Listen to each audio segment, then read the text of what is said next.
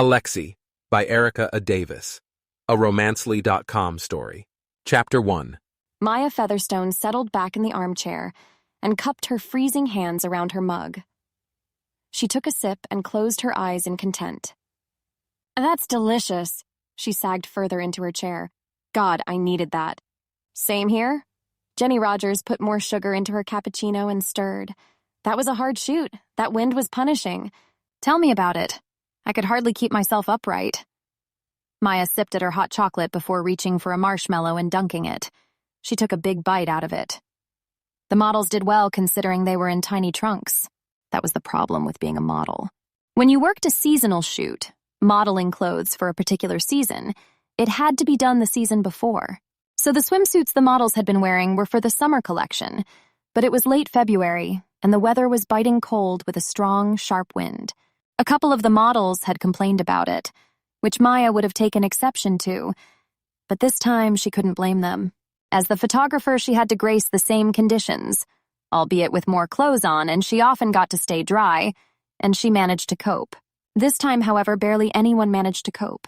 Even Jenny, who worked in the makeup department in the trailer, had said it was freezing, but it was over now, and they were in their favorite coffee shop, taking a moment to warm up before they headed home.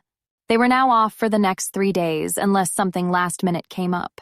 With their irregular hours, both would either be on regular shoots or getting ready for fashion shows, so it was nice to spend time together.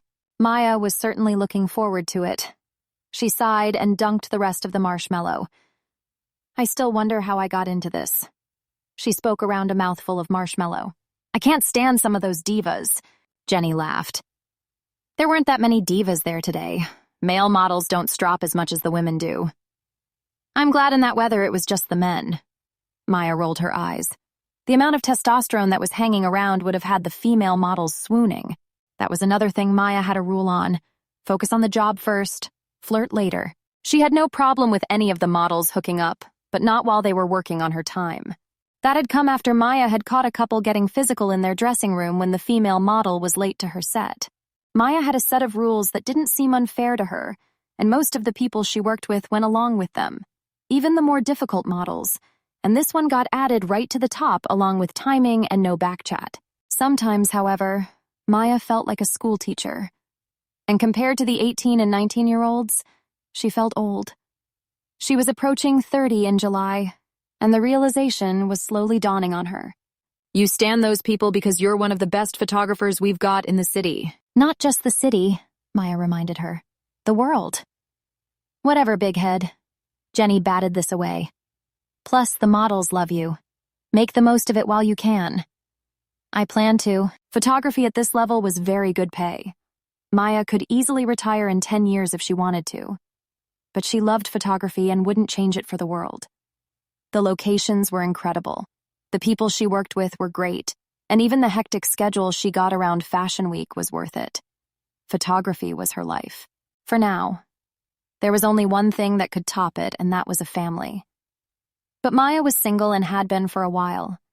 She wasn't prepared to be a single mother, but nobody seemed to be the perfect choice for her. That would certainly round things off nicely for her. Jenny sipped her coffee and let out a sigh.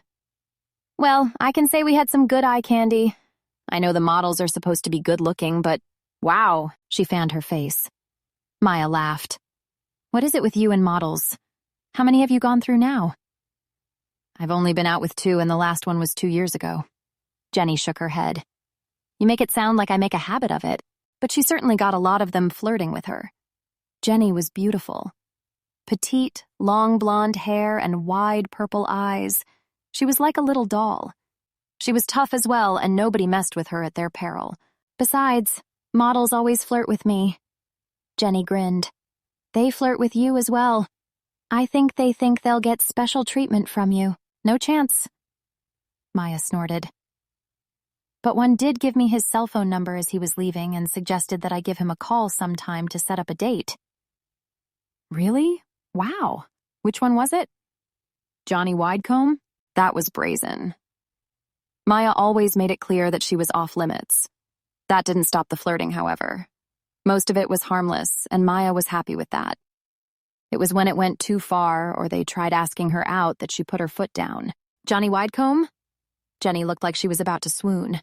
"Oh, he's gorgeous. You should do it."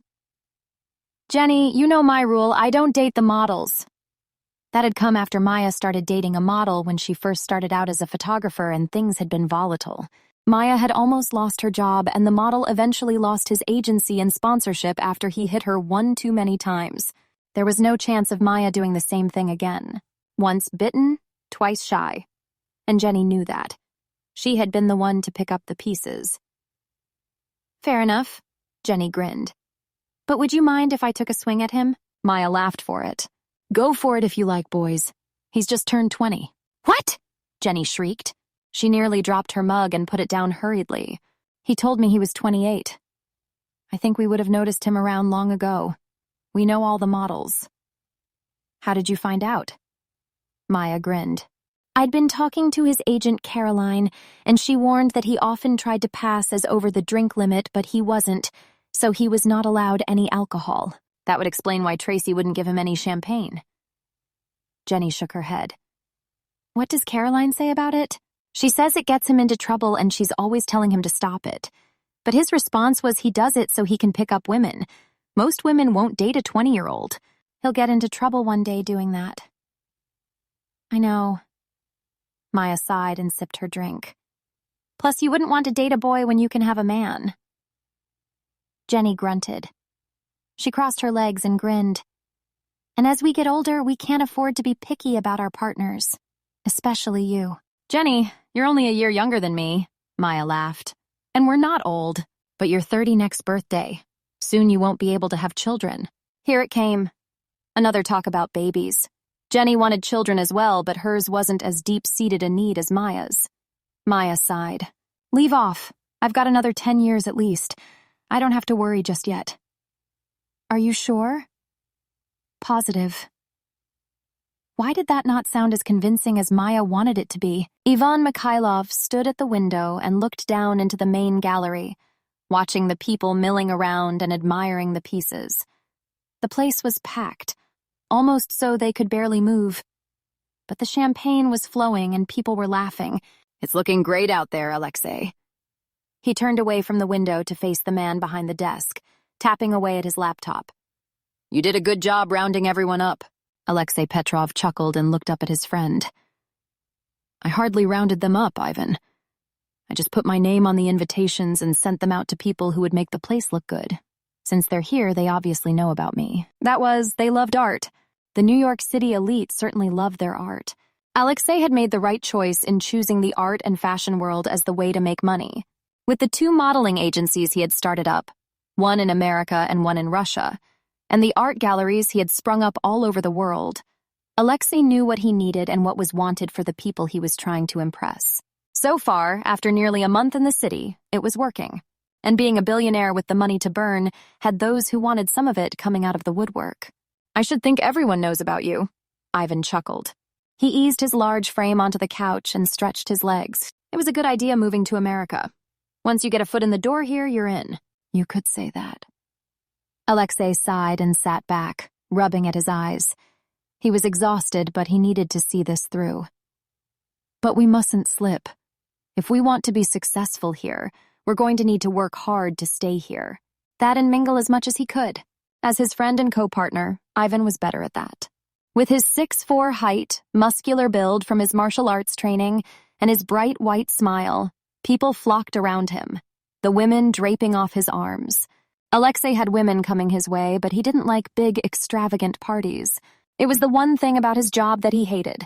But he needed to get his name out there and keep it there, so it had to be done. Even then, he had slipped off after 20 minutes to hide in his office. "I'm not that stupid," Ivan chuckled. "I know that." Then his laughter died away, and he surveyed Alexei thoughtfully. "But there's something else, isn't there?" They had been best friends for years. Ivan knew when something was nagging Alexei. Alexei pressed save on his work and closed his laptop lid. If he didn't, he was going to be gravitating back to the email he had just received from his lawyer. And it didn't help his mood at all. "Hans has just emailed me. Katya's lawyers have contacted him again." "Again? What does she want now?" "What do you think? Money?" Ivan frowned. I thought that was all sorted. You guys divorced 4 years ago. That meant nothing. Katya Serova was money hungry, something Alexei hadn't seen when they were married. But now he was seeing it. She kept trying to get money off him, even though the prenuptial agreement said she would only get a certain amount if they divorced. Alexei had a feeling Katya was trying to find a loophole in the prenuptial, but she hadn't found it yet. However, this had been dragging on for 4 years, even after the settlement and the divorce.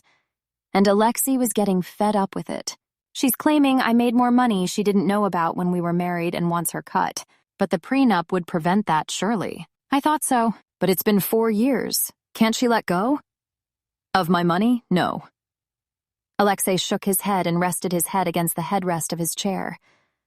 I think she's just doing this because I caught her making love with my brother. She's trying to make me out to be the bad guy when I never cheated on her. His family still hadn't forgiven him for divorcing Katya, who had fooled all of them, and they were still fooled. Once Katya realized she wasn't going to get Alexei back, she had started to draw out legal proceedings to get as much money as she could. That was another reason Alexei had wanted to move to America. Katya and his family weren't there. Don't beat yourself up about it, Ivan assured him. Hans is good. He'll have her walking away with nothing again. He sat forward and shook his head. She should have got nothing the first time around.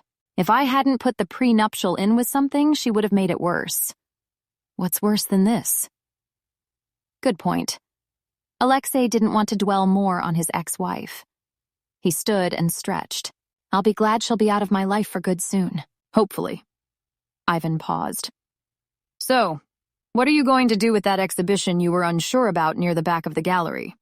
That's what you originally came up here for, right? Right. Alexei sighed. I'm still unsure of it, so let's just get rid of it. Not many people were paying attention to it while we were down there. It's not going to bring the money in. No problem. He even stood. I'll get right on it. He always did. Maya kept her camera to her eye as she moved around the blonde model leaning against the tree, the wind threatening to knock her over. It went down the collar of her windbreaker, but she ignored it. Mostly. Try another pose, Sasha. She shouted over the wind.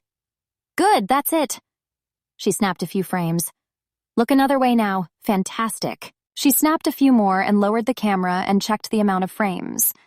Not as many as the other models, but Sasha Lucy was one of the best, and Maya didn't need to shoot as many frames with her as with the others. Sasha was a delight to work with. Good job, Sasha, she called. Sasha relaxed and pushed off the tree, wobbling a little in her heels as the wind threatened to knock her off her feet. Is that it now, Maya? She asked, coming towards Maya as one of the runners came hurrying over with her coat, which Sasha immediately shrugged into. Sure is. Maya grinned and air-kissed Sasha, receiving it back. Thanks, honey. That was brilliant. Anything for you, Maya, even in this weather. Sasha bunched up into her coat. I'll hang around in case you need me. I'll be with Jenny. No problem. Sasha shivered as she walked away. Let's hope Barbados doesn't have the same wind factor, eh? She called over her shoulder. Maya laughed. In a week, they were heading over to Barbados for a special shoot for a commercial. Maya had been chosen to take the stills, and Jenny was doing the makeup for the models involved. Maya had been to Barbados before and was looking forward to going again. It was a place she would never get tired of. But she had to get through 3 more photo shoots in the city before that would be happening. Now catalogs were going to be put into print in the next few weeks. Maya was busier than ever, trying to follow what the clients wanted and what she wanted in the time allowed. This was what she thrived on. Those 3 days she had taken off were what she had needed before a rush like this.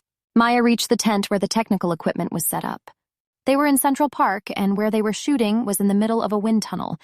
It whipped right through and dropped the warmer temperature down several notches. It was also not helpful with the paperwork they had to bring around as it decided it was going to go on an adventure of its own. So the creative director, Howie, had set up the tent, which was more like a gazebo than a tent. At least it was a little warmer in there with the heater. Howie was at the laptop when Maya ducked inside and took out her memory card from the camera. Here we go, Howie. That's Sasha done. Thanks, Maya. Howie slotted the card into his laptop, and Maya leaned over his shoulder as they surveyed Sasha's shots. There was a few where it was clear she was struggling, but the model had pulled it off easily. She had some beautiful shots. Howie nodded approvingly. That's good. How many more have we got now? Just 2. Maya adjusted her wool cap. She kept her hair short for simplicity, and on days like this she was glad. Do you want to head out and check them? In a minute. Let me get these saved. Sure thing. Maya found a free memory card in her bag and was busy putting it into her camera as she came out the tent. With her head lowered, she didn't see Johnny Widecombe until she ran into him. Hey, Maya. Maya blinked as she stared up at him. Johnny? What are you still doing here? I thought you had a show tonight. I've got a bit of time before I need to leave. Johnny gave her a charming smile. Have you thought about my offer? Maya sighed heavily. The boy didn't give up. He had tried texting and calling her the day before to ask, but Maya had ignored him. If he knew about her, he knew she wouldn't give him an affirmative answer. He was handsome, true, with his swimmer-like body, blonde locks curling around his neck and bright blue eyes, all finished off with a surfer's tan from his childhood in California. But Maya couldn't see the attraction. She wasn't a fan of the surfer boys, and she wasn't attracted to blonde-haired boys. She just wasn't attracted to boys, full stop. Then she realized that Johnny was still holding onto her arms. Maya stepped back out of reach and his hands dropped. Johnny, you know the rules. I don't date the models. Johnny's forehead creased in a frown. Why not? I'm not like Ash. I would never hit a woman. Maya flinched.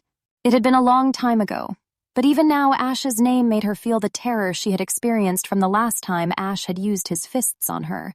That time had put her in hospital with broken ribs and a broken eye socket. She didn't tell people about it, but it was known in the modeling world what she had experienced. Most of the people she worked with knew not to bring it up, but there was always one person who either didn't know or wanted to hurt her. She wondered which one Johnny was. He clearly wanted to date her, but he wasn't getting it into his head. It's perfectly clear that I don't date someone in the modeling industry, Maya said stiffly. That's asking for trouble. Johnny's smile disappeared. He gave an annoyed snort. You know, you should consider yourself lucky I'm asking you out at all. He sneered. You should be flattered someone like me thinks you're still attractive at your age. Maya blinked. Where had that come from? The switch had flipped incredibly fast. Johnny seemed so normal. I beg your pardon? She gathered her senses and felt the anger rising, adopting the voice she used when one of her models was pushing her patients when she was shooting them. Would you like to repeat that again? Whenever she used her big boss voice, as others called it, they knew when there was trouble. Johnny obviously knew it as well because he backed off pretty quickly. No. Good. Maya jabbed a finger at him. Because I've said no, and that is my answer. Take it and go. Now. I want you off the set right now. But, do you want me to call security? Because I will. They didn't have security, but Howie had a personal bodyguard, a big bruiser called Steve. He was like a teddy bear. But when he was working, that man was not someone to mess with.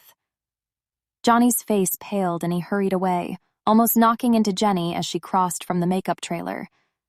She frowned at Maya. What was that about? Johnny was pushing it. Maya wiped the sweat off her forehead. Even with the cold, she was sweating like a pig under her hat and jacket. Her t-shirt was stuck to her back. He's going too far. Speak to Caroline tomorrow about it. I plan to, Jenny nodded. Then she looked over Maya's shoulder and frowned. Hey, isn't that the painting you like coming out of the gallery? There was a reason she liked this part of Central Park, and it was because of the art gallery.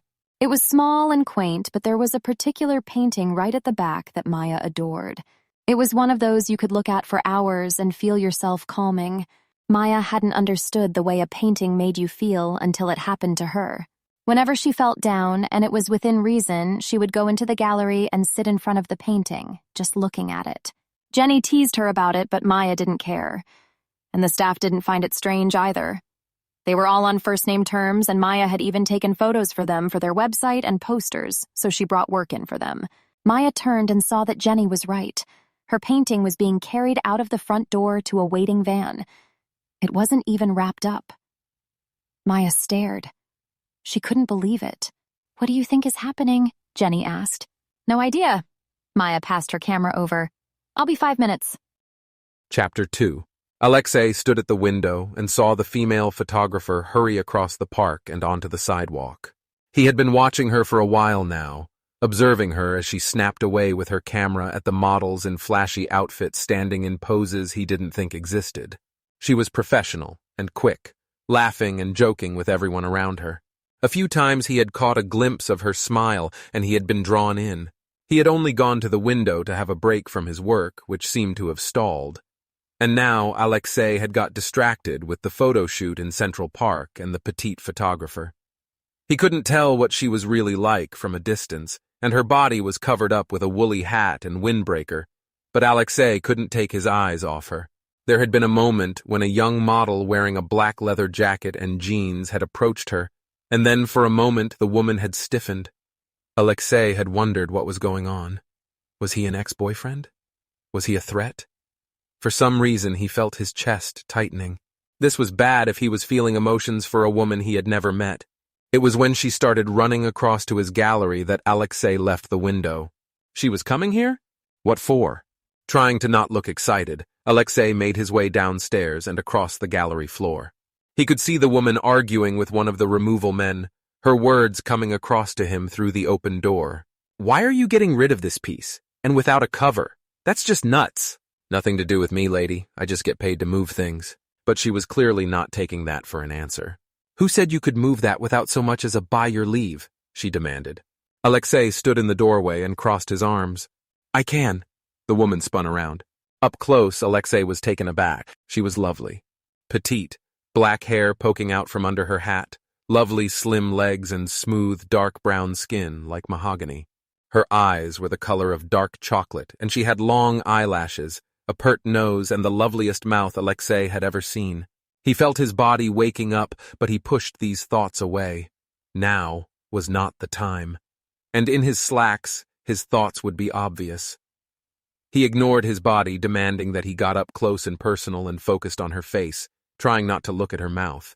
"You're the woman taking pictures in the park, aren't you?" The woman blinked. She had been staring at him with her mouth open, her eyes wide, as if she was just as stunned with him as he was with her. Asking her that seemed to knock her out of her trance. "I am." Her eyes narrowed. "How did you know?" "I've been watching you from my window. You're good." Was she blushing? Now she looked flustered. Alexei could see the removal men watching them and beckoned her inside. "Come on in out of the wind. If you need to talk, you can speak to me in here." She came with him without objection. Alexei gave the removal men a glare and shut the door. Then he turned to the woman, who had taken off her hat and was looking flustered. Her hair was cut short in a pixie style, slightly sticking up in different directions. She looked cute like that. "Look, I know you're busy, but what's your name?" Her voice trailed off as she looked stunned at the sudden question. "What? What's your name?" For a moment she looked like she had forgotten her own name, but she gathered her thoughts and swallowed. "Maya. Maya Featherstone." Maya.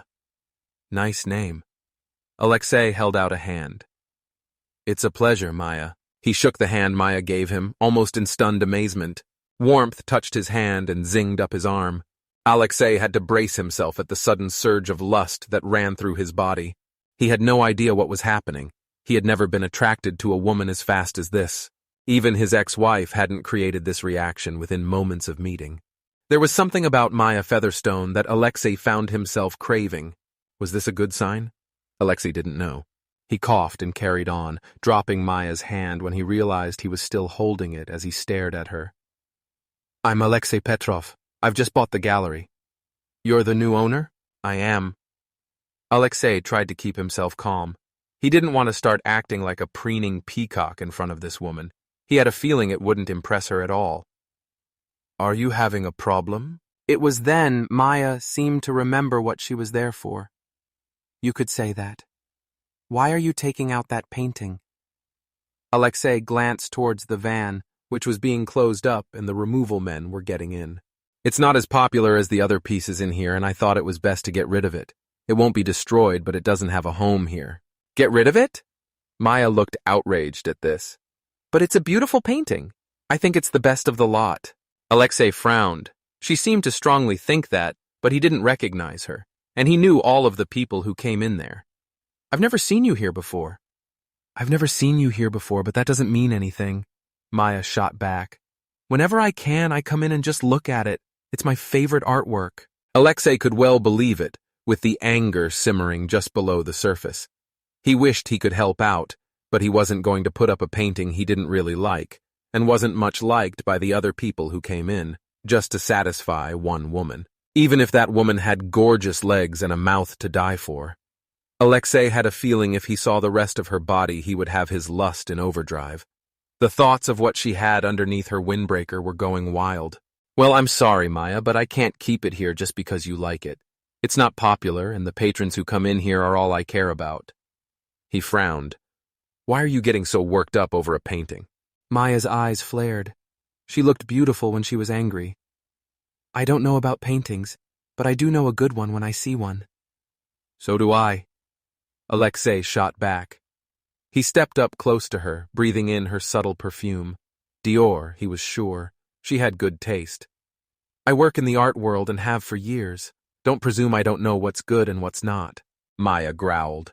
I won't presume anything except you don't know a good thing when you see one. For a moment, Katya's face sprang up in Alexei's mind. Alexei bit back a growl of his own. Now was not the time to get worked up over his ex because someone had said he didn't know a good thing. She was just a reminder of what a good thing was not.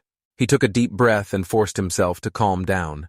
This is getting stupid. Let's slow down. If it helps, why don't you take it? You like it that much. Why don't you have it? Maya's eyes widened in surprise. What? But I can't afford it? I thought photography paid a lot. Not that much that I can buy a painting like that. Alexei shrugged. Then you can have it for free. It was no skin off his nose, but Maya was shaking her head vigorously, looking terrified at the thought. No, I can't do that. But you can't throw it out like trash, you can't. Alexei wasn't sure what to say to that. She was so adamant that it shouldn't be taken away but refused to take it. Anyone would jump at the chance to take a painting like that for free. I'm not throwing it out, I told you, but it does need to go. Maya looked stumped. Alexei could see her mind working. Before she got a chance to say anything more, her cell phone rang. Alexei watched as she pulled it out of her windbreaker and turned away to answer the call. What is it, Jenny? She listened, and Alexei saw her shoulders sag.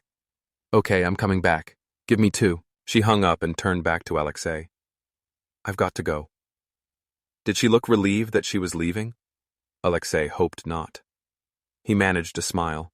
Are you coming back to argue your point again? I'll put a note in my diary if you like. Maya's cheeks reddened and she looked away, hurrying past him and out into the street. Alexei stood at the doorway and watched her run across the street and into the park. That had been interesting, to say the least. He wondered if she would be back. Who was that?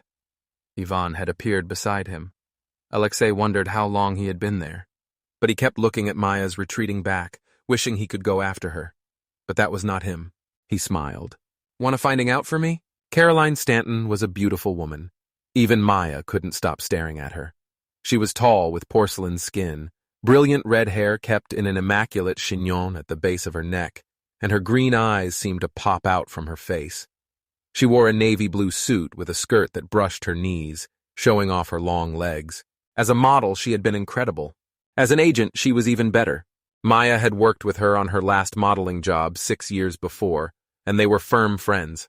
Most of the models she worked with came from Caroline's agency. Her clients were happy for Maya to source her own models if they didn't have anyone in mind, and Caroline had a good idea of who would work well with what campaign.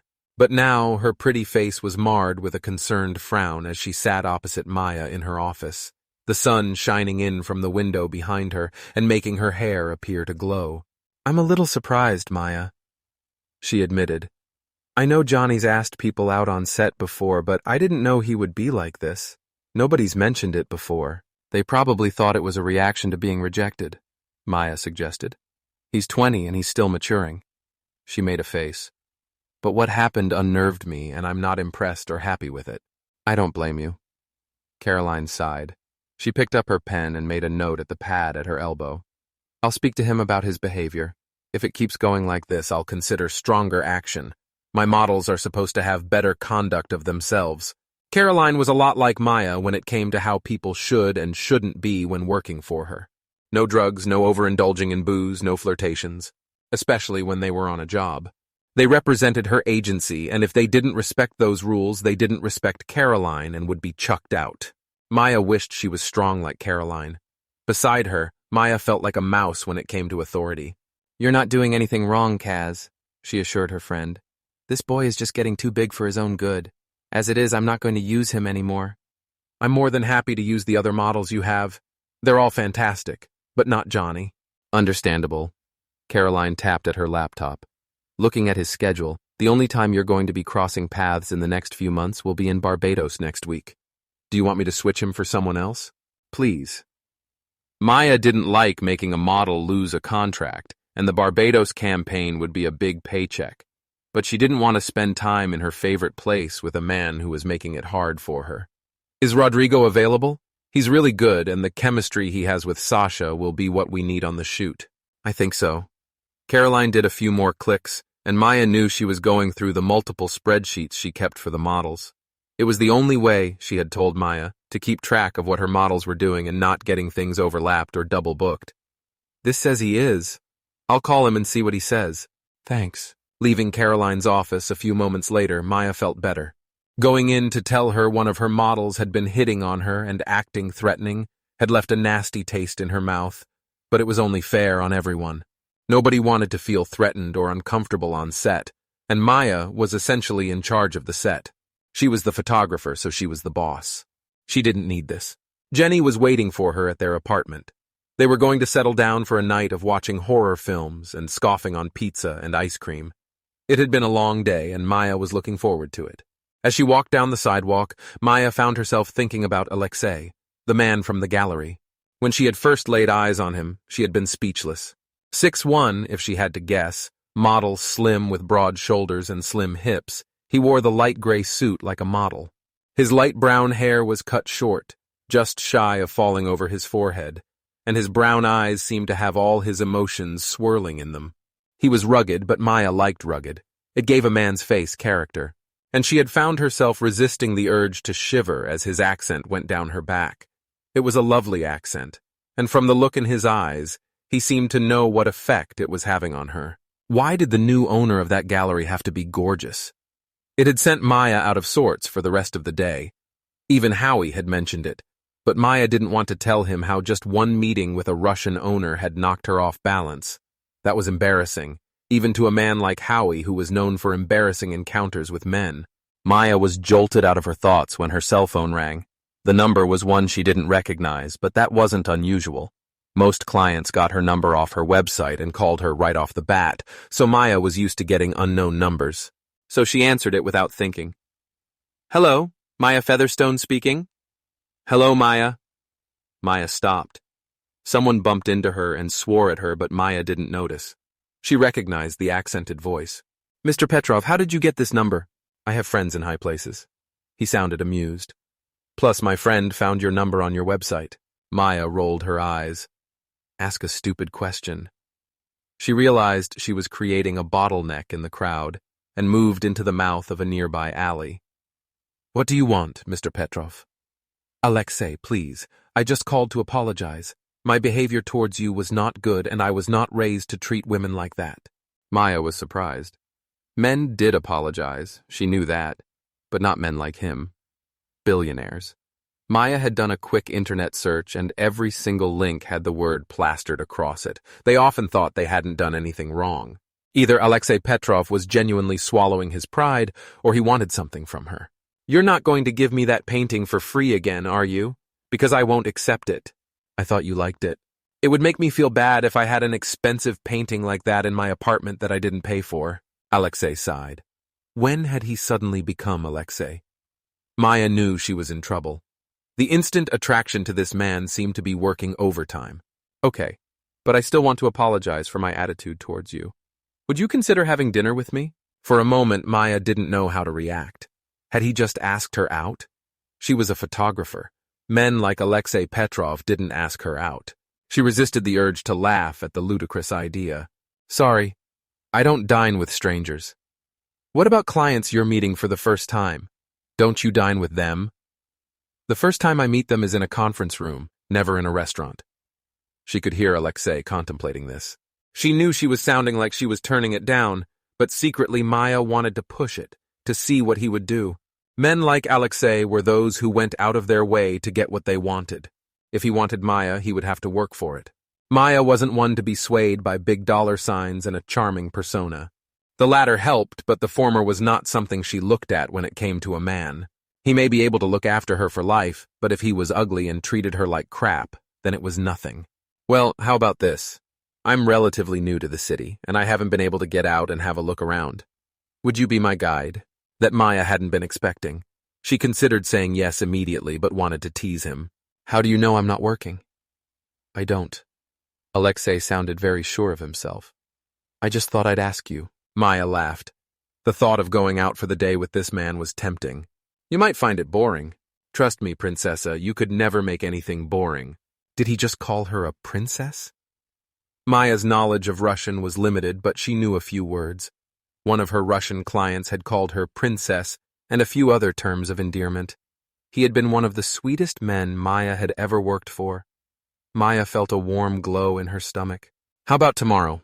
I'm not due to work until 3, so I've got the morning off. I have to be at location by 1 in Westchester. We can do that. Did she hear relief in his voice? Shall I pick you up at 8? The thought of Alexei picking her up at Maya's apartment didn't sit well with her. The apartment she shared with Jenny was nice, but it wasn't what she wanted to show this man. And having him know her address before she knew more about him didn't sit well with her. After dating Ash, she was a lot more cautious when it came to men. I'll meet you at Central Park at 8. We'll go from there. Excellent. His voice deepened. See you tomorrow, Maya. Maya found herself staring at her cell phone long after the call had ended. What had just happened? And what had she just get herself into? Chapter 3. So he said you could have it for free? Jenny was sitting on the bed. She had already changed into her pajamas by the time Maya had finally returned home, her makeup scrubbed from her face and her favorite blanket around her shoulders. Maya showered and dressed in her flannel pajamas, telling Jenny about what had happened at the gallery. Since her encounter with Alexei, both of them had been working hard, parting company after the shoot to work on different projects. This was the first time they had seen each other since that morning. Maya was exhausted, but there was a spark of exhilaration. It wasn't every day she got asked out by men like Alexei Petrov, and it did feel good. To think a woman like her could make a man like him want to get out with her was a confidence boost, to say the least, and she knew Jenny would be just as hyped as she was. It had been a while since she had been on a date, and she needed something after that incident with Johnny. Yes, I did. And you turned his offer down? Are you mad? I must be. Maya towel-dried her hair, dropping the towel on the bed before picking up her hairbrush. But I couldn't take a painting that costs thousands. It would feel weird having it in here knowing I didn't pay for anything. That would be the best freebie ever. I know, but I couldn't bring myself to do it. Jenny shook her head. You're strange. Maya knew that. Now she was wishing she had taken Alexei up on his offer. She sat on the bed, her brush in her hands. I said I'd be his guide tomorrow. Whose guide? Alexei's guide. He asked me to show him around New York as he's new here and hasn't had time to look at the sights. Jenny stared at her, her eyes wide. You said you'd show him around? Yes. Jenny whistled. Wow, you're in there. Is he good looking? Maya couldn't help but laugh. That was all Jenny seemed to care about right now when men were involved in the conversation. She reached for her tablet on her bedside cabinet and took it off sleep. It opened up to the gallery website, which had been revamped since Alexei had taken over. His picture is on the updated website for the gallery. She had done her research. Alexei was a big name in the art world, and he owned 2 modeling agencies. Maya recognized the American one. She had shot a few campaigns for them when they first started out. They were now really popular, and Caroline was often in contention with them to get the best models. Maya passed the tablet over to Jenny. Jenny stared at the picture of Alexei leaning against a glass window, dressed in a suit and giving the camera a big smile. She sighed and fell onto her back on the bed. Oh my. She fanned herself with the tablet. I think I'm going to faint. Maya laughed. Honestly, Jenny. Seriously, he's Russian and gorgeous. What more could you want? She sighed dramatically. I adore a man with an accent. He's charming, certainly. Maya took her tablet back and placed it back on her cabinet. And I'm just being a guide. It's not a date. Jenny snorted. Yeah, keep telling yourself that. She sat up and slid off the bed. Maya followed her through the apartment to the lounge, where their spare duvet was set up on the couch, Jenny jumped onto the couch and burrowed under the duvet while Maya searched for the remote. By the way, did you see Kaz? I did. Maya sat and turned the DVD player on, switching the TV on. She's agreed to take Johnny off the Barbados shoot and replace him with Rodrigo. She texted me earlier to say Rodrigo had agreed to do it. That's great. Jenny stretched her legs out as Maya sat back, putting her feet on Maya's lap. I like Rodrigo. He's such a sweetie. Maya agreed with that. Rodrigo was lovely and one of the best male models she had worked with. She enjoyed working with him, and he would be a breath of fresh air after Johnny. He certainly is. She grinned slyly at Jenny, a gorgeous man with an accent. She knew Jenny had a big crush on Rodrigo and had to hide so she wouldn't laugh in their faces whenever Jenny encountered the Hispanic model. Even now, Jenny's face was going bright red. Well, Maya laughed and patted her feet. Look, no more talk on guys and accents. Let's just have our pizza and a night of scary movies. That sounded like a good idea. But even as the movie started, Maya wondered if she would be able to stop thinking about Alexei Petrov and his gorgeous accent. Alexei was wondering if he had bitten off more than he could chew, asking Maya to take him around New York to see the sights. Manhattan was big and it was busy. Maya had met him outside Central Park and suggested they walk around Central Park and Times Square before going on to other parts of the city. Like a fool, Alexei had agreed. He thought he was fit and healthy, but that was nothing compared to Maya. She had been walking for 3 hours and didn't seem to show any sign of stopping. Alexei wondered if being on her feet all day was a factor for it. He spent most of his working day sitting down, and it was starting to show. Maya was very enthusiastic about it all. She showed him all the important buildings that she knew of, giving him details of its history before they moved on. Alexei was surprised at her knowledge. She was clearly not a local, but she spoke with much love for the place she called home. He loved hearing her talk. It was one thing he could never get bored of. And he had been right thinking Maya had a good figure. Dressed in jeans with a black jacket and black t-shirt, finishing off the outfit with black boots, a black handbag, and a black leather cap that matched her jacket. Maya looked great. Her figure was trim, and she certainly kept herself in shape. Her legs were nice and shapely, and she had nicely rounded breasts that Alexei tried not to stare at. His thoughts were drifting, wondering what Maya would look like undressed. But that was proving dangerous as his jeans, while not tight, were getting more uncomfortable. He hoped it wasn't obvious he was walking around. If Maya had noticed, she didn't mention it.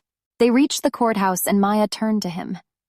Her cheeks were red from the brisk wind, but her eyes were sparkling. How are you feeling? Alexei was worn out. His shirt was stuck to his back and he was boiling. Maybe he needed a few more sessions on the treadmill. But he gave Maya a smile. I'm good. He lied. Maya's expression said she didn't believe him. We can stop for a bit if you want, she offered. I've walked New York before, but it'll be new for you. Alexei wanted to say he had been walking around St. Petersburg before he could drive, but that was 10 years ago. He had been so used to driving around that he forgot about the days when he walked 3 miles to and from work. Maya pointed to a hot dog stand nearby. Let's stop here. We can get drinks and sit down. Alexei tried not to look relieved. He automatically reached for his wallet, but Maya was already bringing her purse out, paying for 2 sodas and handing one to him before he could object. Her expression said she wasn't going to let him pay for something when she could pay for it herself. This was also new for Alexei. Mostly women expected him to pay. Rarely did he come across one who was independent. They sat on a bench facing the courthouse and popped their cans. Alexei took a big gulp before he sat back and crossed his legs. His feet were thanking him for the rest, but he was more focused on Maya, who sipped at her drink. Tell me about you. Maya blinked at him.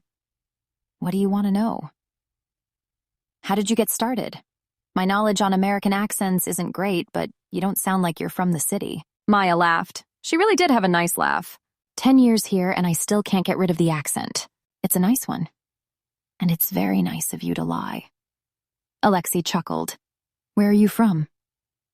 Little Rock, Arkansas. Maya smirked. You'll be Googling that when you get home. Possibly. Alexei didn't want to admit that he had no clue where Little Rock was. He had heard of Arkansas, but nothing more. He made a mental note to check. Maya sat back, her can held in her lap. I wanted to be a model, but I'm too short. However, I developed a love for photography and decided to strike out on my own once I graduated high school. Everyone wanted me to go to university and study engineering just like my parents, but I wanted to do photography. Maya shrugged. Jenny is a New Yorker and her parents had given her an apartment, but she needed a roommate to cover the rent. She chose me on Craigslist and I moved in. We both work in the same industry as photographer and makeup artist, so we managed to cover the rent well. I've never looked back, but my family is still not speaking to me. A sad note came into her voice, and Alexei guessed this was still painful for Maya. He could understand with his family not talking to him, but for different reasons. And both reasons seemed incredibly petty. Have you tried talking to them? Yes, at Thanksgiving. Maya sighed. But they're still angry. Even after all this time? Even then. I'm meant to be an engineer like my family. The fact I chose to follow a dream instead of a career that could offer more stung. But photography pays well. I've got lots of friends, and I enjoy it. Maya grimaced. Can't say the same about engineering. Alexei knew there was something he liked about Maya beyond her looks. She knew what she wanted, and she wasn't afraid to go after it. Much like him. That was a quality he admired in a woman. You should always follow your heart's desires, he said. That's what I did, but I did so after I did business management at university. I had no idea what I wanted to do. Maya arched an eyebrow at him. So what made you choose art? I don't know. I guess I saw the money was good and owning things was more profitable than the creative side. Between my friend Ivan and myself, we set up our own business. 10 years on, it is thriving. I saw. Maya sipped her can. You own a couple of modeling agencies as well.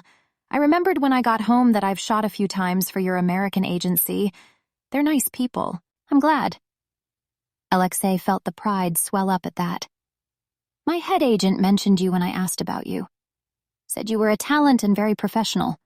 She asked if I could ask you to work with us again when you're free. Maya grinned, and Alexei's heart momentarily stopped. God, she was lovely. I might just do that. She can drop me a line. My website details haven't changed. I can put a date down when she's got a campaign. All right. Alexei didn't want to go. He was enjoying himself too much even with the sore feet. But he knew Maya had work to do and he couldn't keep her away.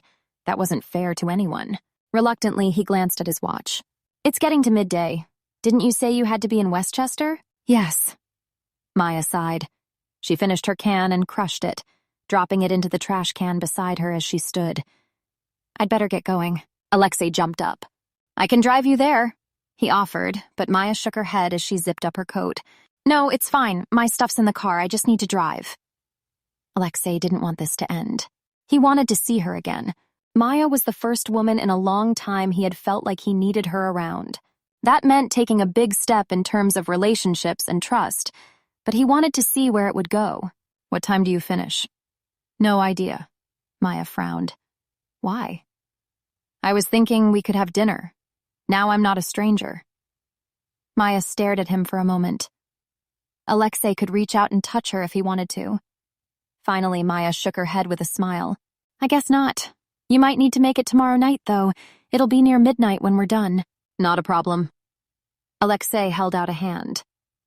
I can text you later. Sure. Maya took his hand and shook it. The warm tingle appeared again, and Alexei swallowed. He hoped Maya left soon, or he was going to do something that would have Maya running away screaming. He was making progress, and he didn't want to blow it. It was a pleasure to have your company, Maya, he blurted out. Maya's breath hitched, and she managed to pull her hand away. But not before Alexei saw her eyes dilating. At least the attraction was both ways.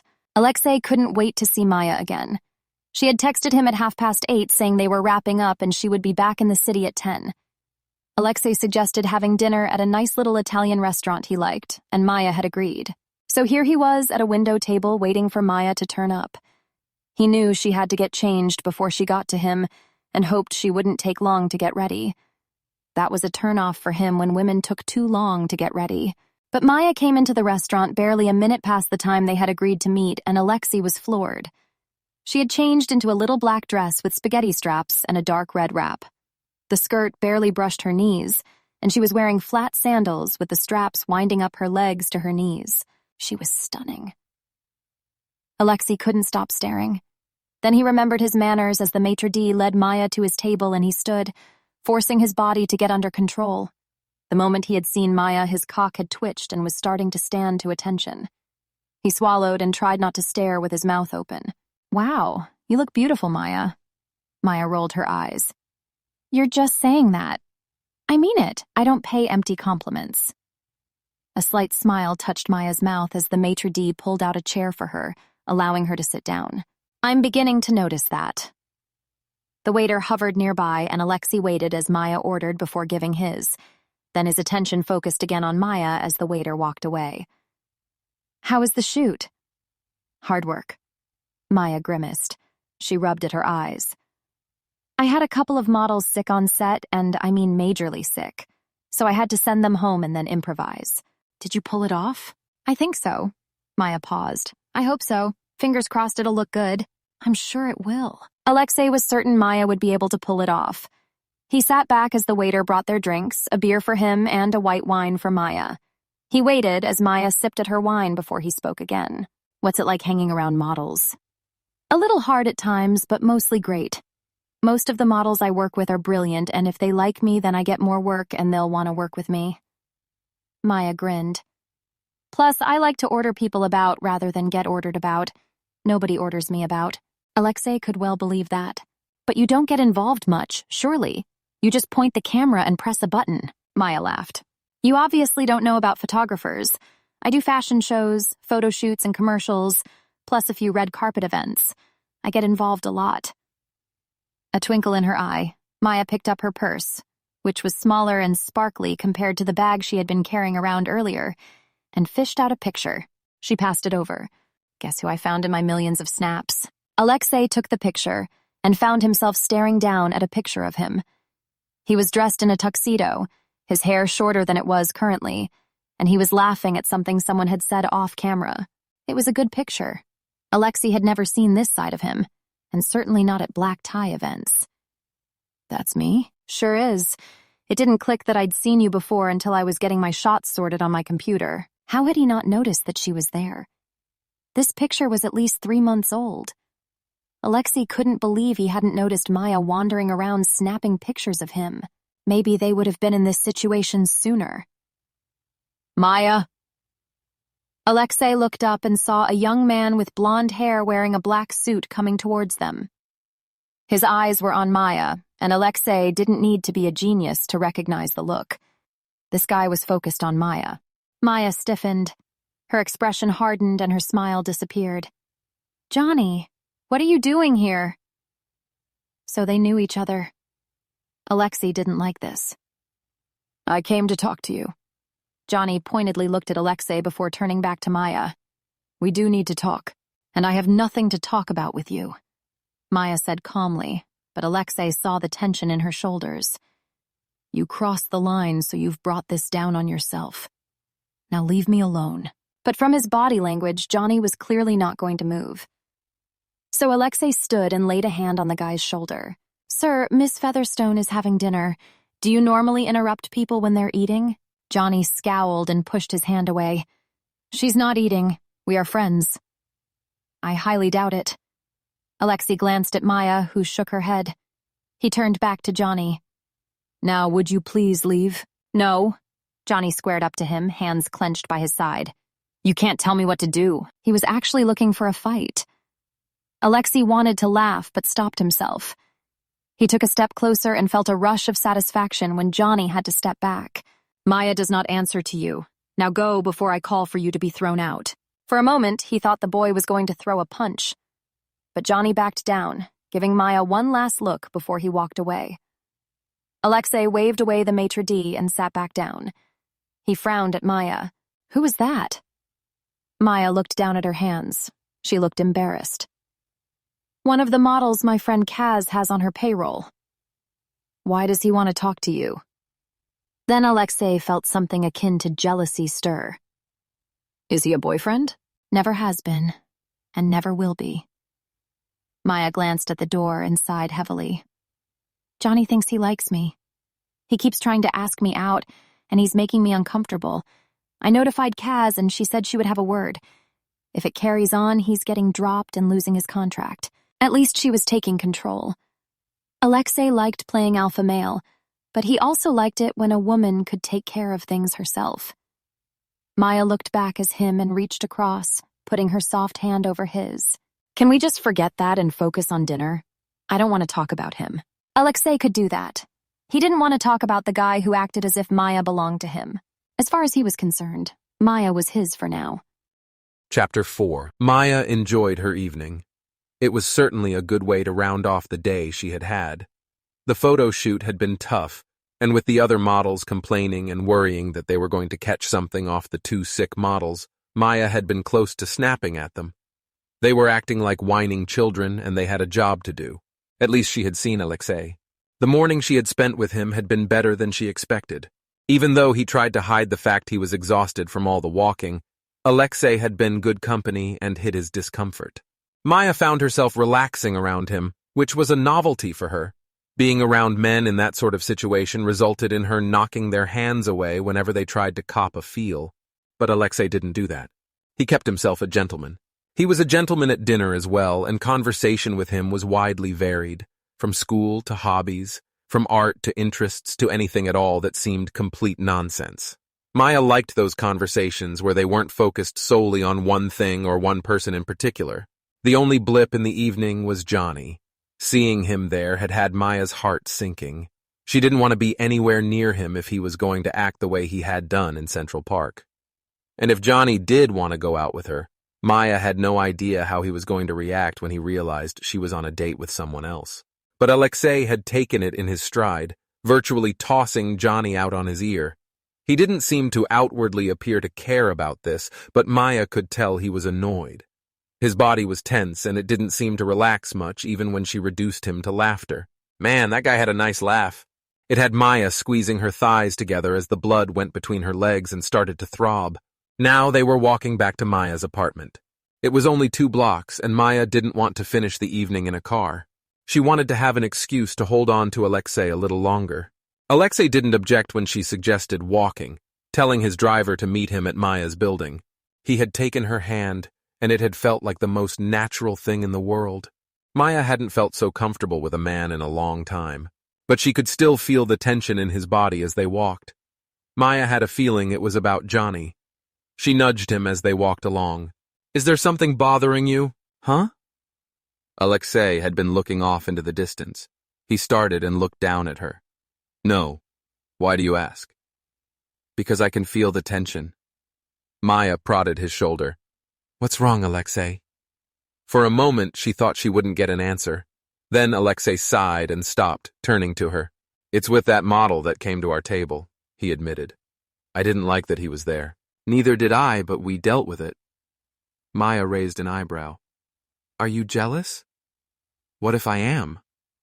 Maya stared. He really was jealous. Why did that make her feel like punching the air that a man was actually jealous for her? You are?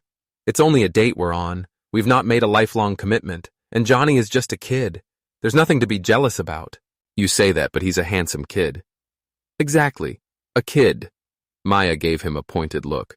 I prefer men to be older than me, at least. Alexei sighed and rubbed a hand over his face. What do you expect from me? I wanted a dinner with a beautiful woman, and then I get another male butting in wanting your attention. If I wasn't jealous, there would be something wrong with me. He thought she was beautiful? Maya had thought the comment was a one-off earlier, but now it seemed he really did think she was beautiful. It would be wrong if we were exclusive, she pointed out. It was only one date. Really? Maya opened her mouth and stopped when she saw the darkening look on Alexei's face. Desire passed across his eyes and Maya's breath caught in her throat. Her pussy clenched and heat traveled up through her belly to her breasts, which began to feel the weight. She could only stand there as Alexei stepped closer, slipping his arms around her, and brought his head down. The first brush of his lips over hers was enough to make Maya's legs go weak. She clutched at his arms in an effort to keep herself upright. Alexei's arms tightened around her and deepened the kiss, nipping and licking at her mouth in ways that Maya found herself trembling. She leaned into him and let herself go in the moment. Wow, this man could really kiss. Finally, Alexei raised his head and Maya opened her eyes. He was looking at her the way a man would look at a woman he wanted. And the evidence of his desire prodding her in the stomach told her he wanted her badly. Maya gulped. "Can I see you again?" Alexei asked. His voice was hoarse, as if he was struggling to hold himself together. Maya tried to get her senses together. Should she see him again?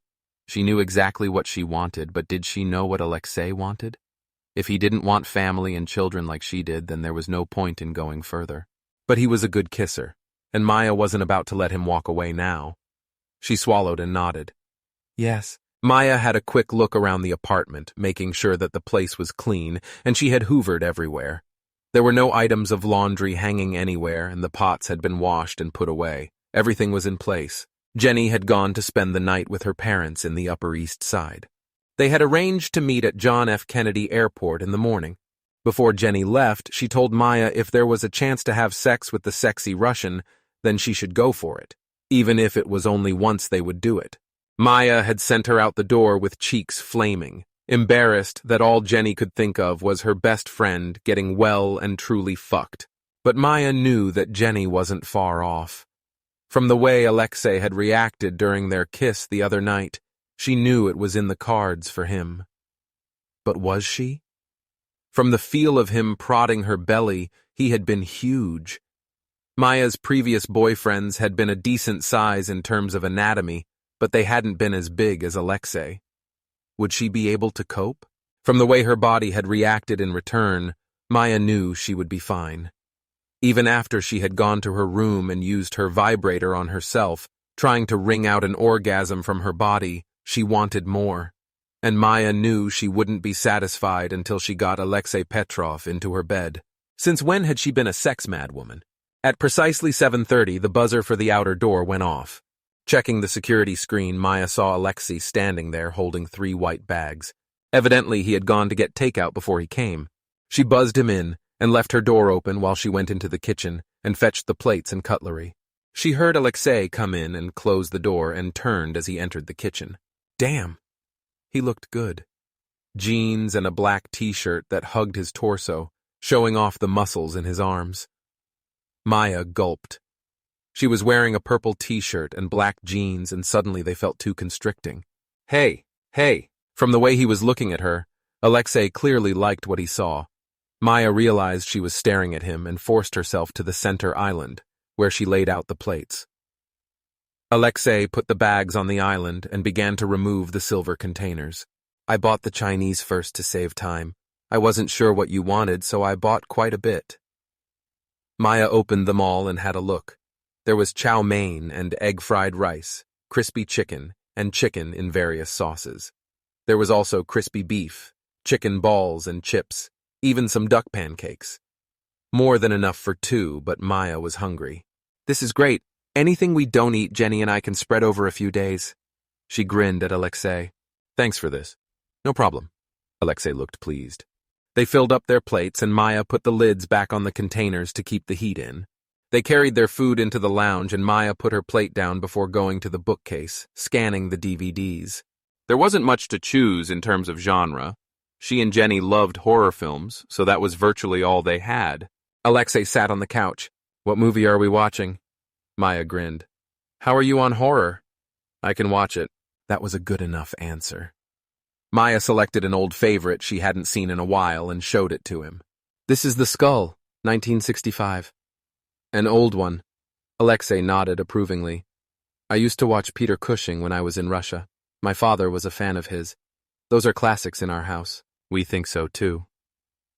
Maya felt a rush of pleasure at Alexei's approval. She went to the DVD player. Tuck in and I'll get this sorted. She slotted the DVD into the player and set it going. Then Maya sat beside Alexei and picked up her mountain of food. Every piece was delicious, and Maya suddenly realized that she had eaten all of what was on her plate within moments. Alexei had also polished off what he had picked out and took her plate from her. Would you like some more? Maya was tempted, but she was already feeling bloated. Any more food and she wouldn't be able to move. Maybe later.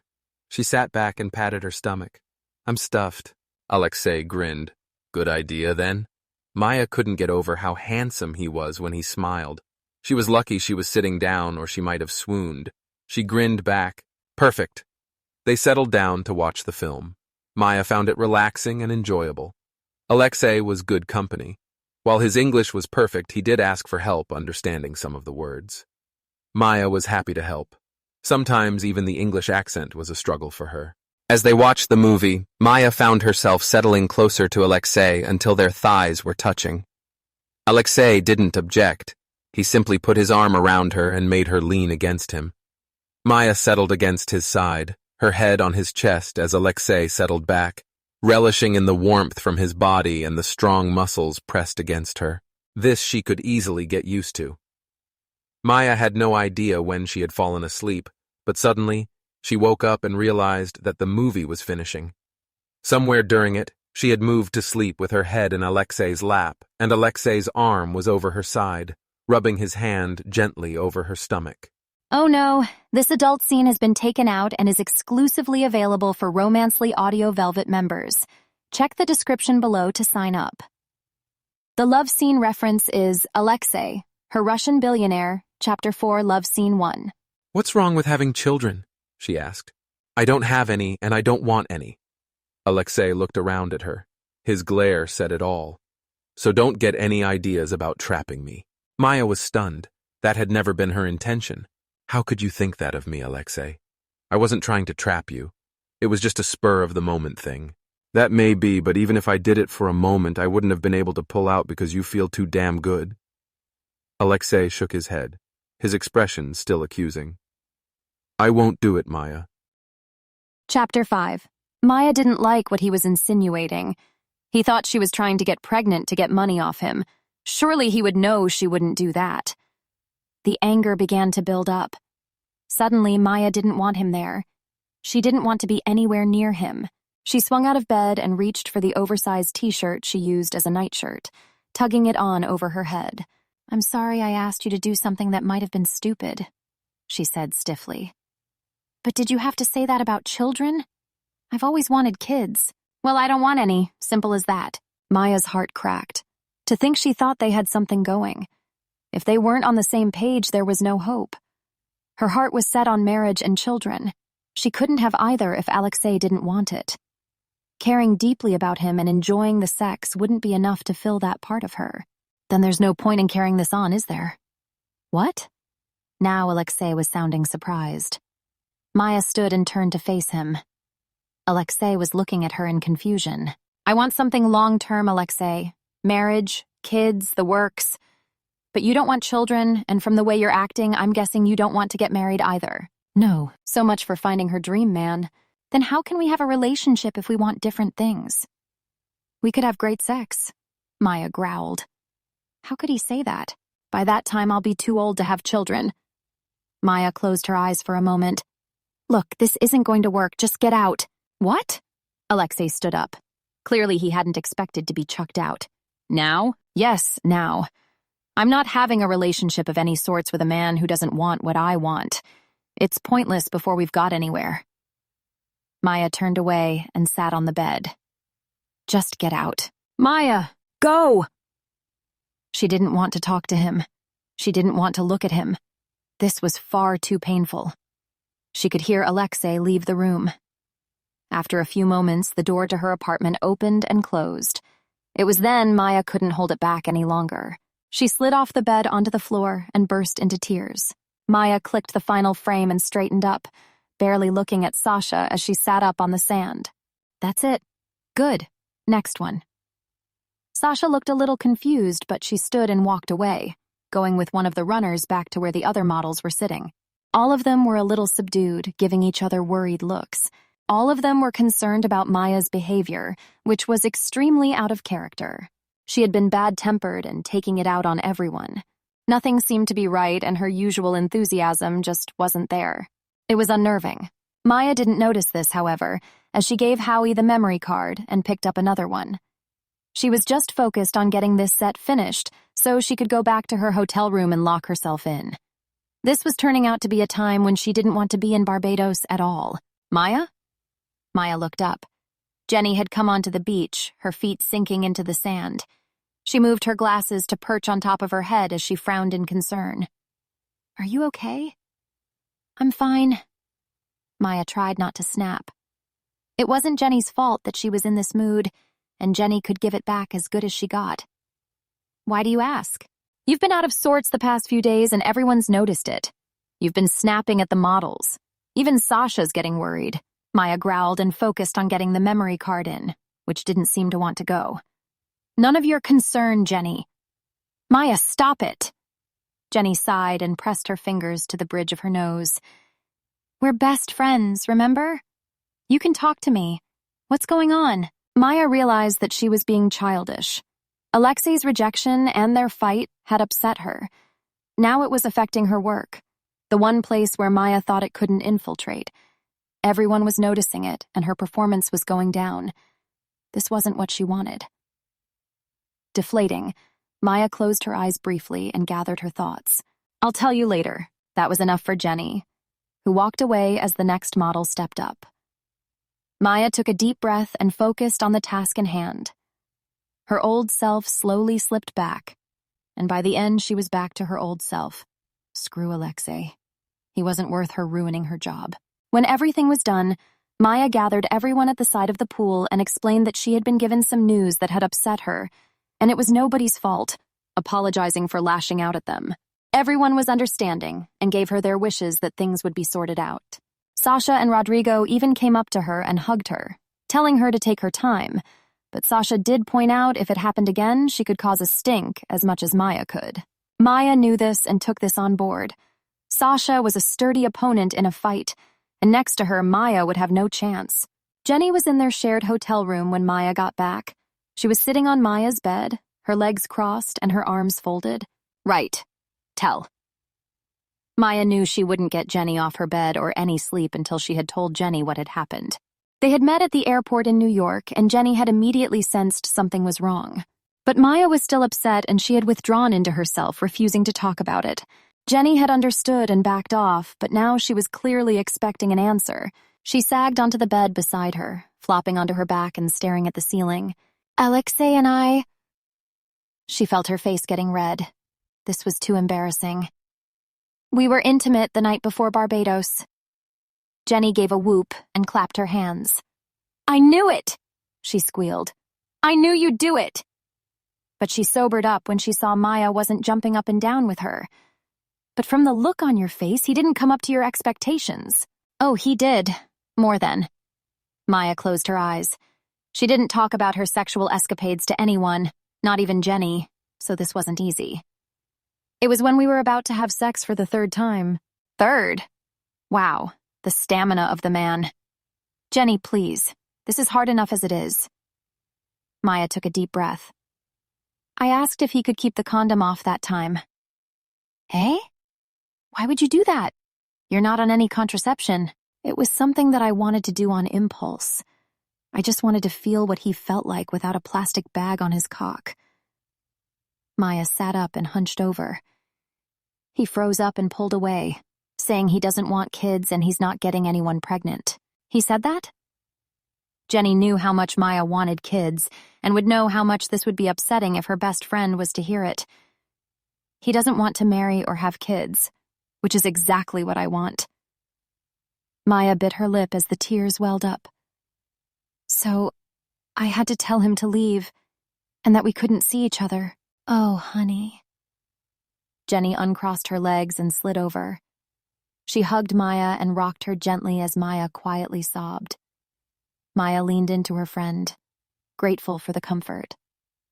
All the emotions had been building up over the last 2 days, and it wasn't fair on anyone that they should have it taken out on them.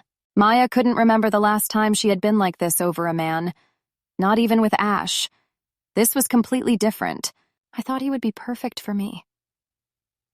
Maya swallowed the lump in her throat and wiped her tears away. "He accepted who I was, and things seemed to be great. Then to be told he doesn't want what I want, that was like a kick in the teeth." Jenny was silent for a moment. She sighed heavily and shook her head. "I didn't realize what had happened would have affected him this badly." She murmured. "What?" Maya straightened up. "What are you talking about?" You didn't know about his previous marriage? That had Maya almost falling off the bed. Alexei had been married before, but hadn't he said he had never been married? Correction, he didn't want to marry, not that he had been married before. Was this the reason why he didn't want to go down that road again? I didn't know. I thought you'd read up on him. It's on the internet. Evidently, I didn't get that far. Maya rubbed her hand over her face. I only read a couple of articles. He was married to his childhood sweetheart, and then he caught her cheating with his best friend 5 years ago. Turned out, she had also slept with his brother. Jenny said grimly. The divorce was finalized 4 years ago. Alexei had said at the time they had been trying for a baby, and he was devastated when he found her cheating on him.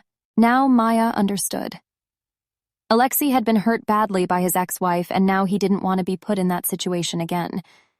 And Maya had to be the idiot and suggest something on impulse. But why didn't he tell me? She demanded. We spoke about everything, but he never mentioned this. There's only one way to answer that. Jenny shrugged. Ask him. Maya didn't have Alexei's number after deleting it off her cell phone. She hadn't wanted any more to do with him. But as it turned out, Rodrigo knew exactly how to reach Alexei. Maya didn't want to know how Jenny knew this. From the way Jenny blushed when she mentioned Rodrigo, Maya had a feeling it wasn't a passing conversation over a coffee that she had been told this. She didn't want to talk to Alexei over the phone. He could easily hang up on her. And an email was too impersonal. So Rodrigo had found Alexei's personal Skype address. Even Jenny was surprised he could find this, but Maya was grateful. Now all she needed to do was get the courage to call him. Jenny seemed to sense she needed to do it alone, and went to Rodrigo's room. Maya lay on her stomach on the bed with her laptop in front of her, trying to make herself press call on Alexei's name. What if Alexei saw her Skype name and didn't answer? She could be here a long time. This felt like a bad idea. But Maya knew she wouldn't know until she tried. She clicked the call button and waited as it connected. A few moments later, Alexei answered, which had delight and nerves shooting through Maya's body. Now she just needed to know what to say. Alexei appeared on the screen. He was sitting at his desk in his office. Maya was surprised. It was after 10 at night and he was still in the office. She wondered if she had anything to do with him being there. The man looked exhausted. He looked like he hadn't slept or shaved, and his eyes looked sunken. Maya felt a pang of guilt. She had done this to him? She felt awful. Alexei looked surprised when he saw her. He stared as if he couldn't quite believe it. Maya managed a smile, but it came out wobbly. Hey, Alexei, how did you get my Skype address? A look of worry passed over his face. Is something wrong? A friend of a friend knows how to contact someone. Maya bit her lip. Now she was going to have to swallow her pride. And I wanted to apologize for the other night. No, I should be the one apologizing. How I said what I feel came out too harshly. Alexei rubbed his eyes. That was unfair on you. And I didn't know about... Maya paused. This was going to be harder than she thought. She tried again. Alexei wasn't going to like this, but it had to be addressed. I didn't know about your ex-wife and what was going on between you. You're the only one who doesn't. Alexei grunted. It's common knowledge. At least I thought it was. Maya could see how it was affecting him by the look on his face. She had read up on his previous marriage and what had happened. 4 years on, and it was still affecting him badly. She cheated on you, didn't she, while you were trying for a family? Alexei closed his eyes briefly. He nodded and sighed heavily. Back then, I wanted a family. And I thought I had the perfect one. Katya had expressed wanting children as much as I did. Alexei opened his eyes. He looked pained. But then I found... Let's just say she's put me off marriage and children. Maya could understand that. But she didn't think it was fair. She had never met Katya, but already she hated her for what she had put Alexei through. One bad experience doesn't mean all of them are going to be like that. She pointed out. I know that, but this was bad. Katya did get pregnant. Alexei rubbed at his unshaven jaw. She told me it was mine, but I wasn't convinced, so I had the hospital do a paternity test once the baby was born. It wasn't fair to the baby, but it wouldn't have been fair to him either, if he had been lied to like she had lied to me. Turns out I'm an uncle, not a father. I'm so sorry. Maya couldn't begin to imagine how that sort of betrayal must have felt. To be betrayed by your spouse was one thing, but to be betrayed by a member of your family as well, that had to be the worst feelings imaginable. Alexei must have suffered badly from it. He had told Maya that his family didn't talk to him, but hadn't elaborated on the why. Now Maya knew, but she was angry on Alexei's behalf. He had been the wronged one, yet they were treating him like the bad guy. That wasn't fair. She wished she was back in New York right now so she could hold him. Maya's arms itched to do that, but there was a sea and a plane ride separating them. I have a problem trusting women now because of her, Alexei said grimly. Katya is constantly trying to get money off me even now despite not being entitled to any of it. She signed a prenuptial agreement and wasn't meant to be entitled to anything beyond what would have been left to her, but she tried. My family doesn't speak to me because they believe I got rid of a good thing. They ignore the fact she slept with my brother when we were married and I've not done anything wrong. He paused and looked at her. I trust you though, Maya, he said softly. You're probably the only honest woman I've met so far since I got divorced. And I feel really bad for the way I treated you. He rubbed his hands over his face with a heavy sigh. You don't deserve someone like me. Maya ached for him. He did deserve her. It was her who didn't deserve him. Both of them obviously had demons, but if Alexei was willing, she was prepared to deal with them. She swallowed. Can I see you when I get back? Then we can talk about this face to face. Really? Alexei looked like he had been given a second chance at life. Maya nodded. I'm back the day after tomorrow. I'll send you my address. Let me know when you get back. I will do. Maya glanced at the clock. She had an early start the next morning, and if she let herself, she could be talking to Alexei until the early hours when she needed to sleep. I'd better get to sleep. Good night. Good night, Princessa. Alexei signed off his end. Maya stared at her computer, realizing what he had just said. Even after what they had said before she left, she was still his princess. Alexei couldn't stop himself from pacing. He wanted to sit down, but he was much too pent up to do that. All he wanted to do was see Maya in the flesh and grab hold of her to know she wasn't a mirage. That she was really there, and it wasn't a figment of his imagination. Their parting earlier in the week had left a nasty taste in Alexei's mouth. He had told her the truth, but that had simply driven a wedge between them. Maybe he should have told her before they had sex, because now Alexei couldn't get enough of her. Maya was everything a man could want in a woman, and she was insatiable in bed. Alexei's body still tingled as she remembered their night together. It had been the most natural thing in the world to hold her as they slept. He could still feel the contours of her body against him. But in those few moments when Maya had asked him to not put a condom on, Alexei had had flashes back to Katya, and when he found her in bed with his friend, and then when she was pregnant with his brother's baby. Suddenly he was brought back to reality and began to think of Maya as just like Katya. That had been unfair, but Alexei hadn't been able to switch it off. Maya's reaction to him was understandable. But at the time, Alexei had thought it unfair. Now, after he had thought about it more, he knew that he hadn't told her in the right way. This should have happened long before they ever slept together. Although Alexei had a feeling if he had said something, then that night would never have happened. He would have lost Maya long before then, and losing Maya Featherstone was not an option for him. Not now he knew she wanted to give him a chance. Alexei was not stupid. If he threw this chance away, he would never get another one. Maya was his, and he was going to make sure she knew that. Alexei almost jumped out of his skin when the buzzer went. He didn't need to look to know it was Maya. He immediately let her in. Less than 5 minutes later, there was a knock at his door. Alexei tried not to act like a schoolboy about to go on a first date. This was much more important than that. Maya stood in the hallway. She was dressed in jeans and a red blouse, her jacket slung over her arm. She looked exhausted, but her eyes lit up when she saw him. Maya. Maya didn't say anything. She ran into his arms and threw her arms around his neck as she buried her face in his shoulder. Alexei kicked the door shut and hugged her back, leaning up against the door as he nearly sagged in relief. It had only been 4 days since they had been this close, and closer even then. But to Alexei it felt like a lifetime. He let out a heavy sigh. God, I've missed you. I missed you too. Chapter 6. Maya pulled back and looked up at him. Alexei saw the tears in her eyes, one escaping down her cheek. He brushed this away with his thumb and cupped her face in his hands. Oh, Princessa, don't cry. I'm sorry. Maya tried to smile, but it came out watery. I told myself not to, but I couldn't help it. Alexei did the only thing he knew that would calm her. He kissed her. Maya kissed him back hard almost immediately. Oh no, this adult scene has been taken out and is exclusively available for Romancely Audio Velvet members. Check the description below to sign up.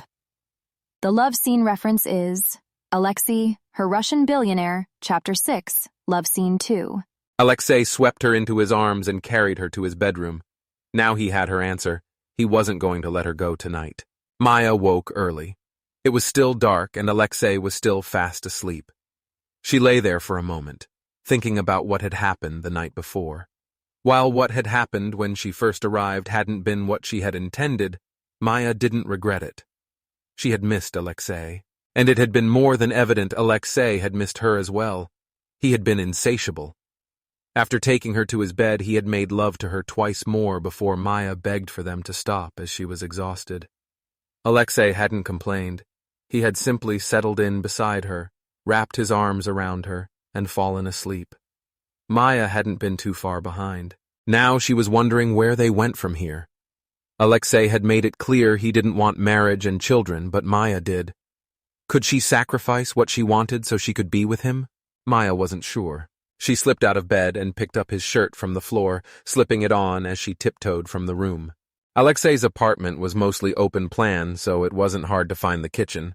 She began making breakfast, flicking the coffee machine on and searching through the cupboards for something to eat. She found bacon, eggs, and bread, and set about looking for the frying pan. When she straightened up, someone hard pressed up against her back. Maya gasped as she felt his erection rub against her bare backside. Alexei chuckled and wrapped his arms around her, kissing her neck. You're up early. Force of habit.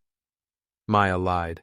She put an arm around his neck and closed her eyes as she enjoyed the feel of his lips against her skin. I rarely sleep in. Normally I don't either. He smiled against her neck. I think someone wore me out last night. You weren't complaining then. And I'm not now. Alexei turned her around and pressed a kiss to her nose. You certainly know how to keep a man on his toes. I'll take that as a compliment. Alexei smiled and kissed her. Maya leaned into the kiss but kept it light. If they went any heavier, they would be back in Alexei's bedroom. While Maya wanted to do that, they needed to discuss a lot of things that were still hanging between them. Alexei seemed to think the same thing because he pulled back and frowned at her. Was this make-up sex? He asked. It's been a while, so I wouldn't know what exactly make-up sex would entail. Maya chuckled. We hadn't exactly declared ourselves in a relationship, but it could be classed as make-up sex. She frowned. What are you saying? Alexei sighed. He led her over to one of the stools and sat her down, keeping his hands on her waist. He leaned his forehead against hers. I want a relationship with you, Maya. A proper one. I wanted one last time, but everything with Katya has scared me. It's hard to trust anyone. Maya understood that. She had been through that before herself. She cupped his jaw in her hand. You trust me, she said quietly. I know that. You told me the other day. I know I did. I just wanted to reiterate that. Alexei stepped closer and wrapped his arms around her. He was wearing his boxers, and his cock rubbed against her pussy. Instinctively, Maya wrapped her legs around his thighs. Alexei pressed a kiss to her cheek and nuzzled her palm. I want to be with you, Princessa. You could keep me grounded, and I've not felt this comfortable with a woman for a long time. He paused and looked uncertain. But there is that problem between us we need to address, the elephant in the room. Maya braced herself. You mean the fact that you don't want marriage and children, but I do, she said solemnly, but she didn't look away. I'm in relationships for the long haul, Alexei. I don't do things by half. If you're not going to be on board with me, then I'm not able to stay. But do you want to? Maya didn't need to think about that. She knew exactly what she wanted, and she wanted Alexei Petrov. I want to stay. Alexei heaved a sigh of relief. He kissed her tenderly. I want you to stay too, he whispered. I think, deep down, having children is what I want also. But I do have a lot of demons to deal with, and I don't want to lose you in the process. Maya could see where this was going. He was giving her a chance to walk away, if she so wanted. But there was no chance of that happening. She ran her hands over his chest, feeling the muscles flex. I don't want to trap you into anything, but I've got a handful of years before I get too old to have children. I can't wait forever. I'm not asking you to wait forever. I'm just asking for you to take it slowly with me for now. One step at a time. Alexei ran his thumb across her cheek and smiled at her. I don't want to make you walk away, and I'm willing to try for you. Really? Really. And Maya could tell that he meant it. Please, Maya. I want everything with you. I just need to address a few things first. Maya knew that, and she knew he was willing to try. It would be a bumpy process to begin with, but she was prepared to wait. As long as she was with Alexei, she was prepared to wait for him to deal with his past. I can help you with that. She put his hands around his neck and tugged his head down. And I'm not going anywhere. Alexei's body sagged in relief. Then he kissed her and Maya forgot about everything else. Alexei came into work an hour late. He hadn't meant to, but Maya was intoxicating. One kiss had led to another, and then Alexei had taken Maya back to his room. But both of them had to get to work. Maya had a meeting with a client, and Alexei was going to be in a conference call at 10. So it was 1:45 when he finally entered the gallery, holding the door open for two middle-aged ladies leaving and whistling as he crossed the floor to the stairs leading to the offices on the top floor. Everyone gave him curious looks as he went past them. They had never seen him this cheerful before. It wasn't something they were used to seeing. Alexei knew he must look a right idiot, and he was acting out of character with his behavior and the fact he hadn't dressed as smartly as he usually did. He hadn't put on a tie, and the top 2 buttons on his shirt were undone. But he didn't care. He was on cloud 9. After contemplating his relationship with Maya and deciding that she wasn't worth losing, taking the next step to make them an exclusive couple had been a big thing for him. He could have lost Maya for good with his attitude towards a family, but Alexei knew a good thing when he saw one. Maya wanted a family and children, and deep down, he wanted that as well. He just needed to fight his demons and forget that Maya wasn't the same as Katya. She would never hurt him like that. Ivan was in his office adjacent to Alexei's. He came out as Alexei unlocked his door, leaning on the door frame and giving his friend an amused look. You're in a good mood. What's happened to change your tune? Alexei grinned. I don't know what you mean.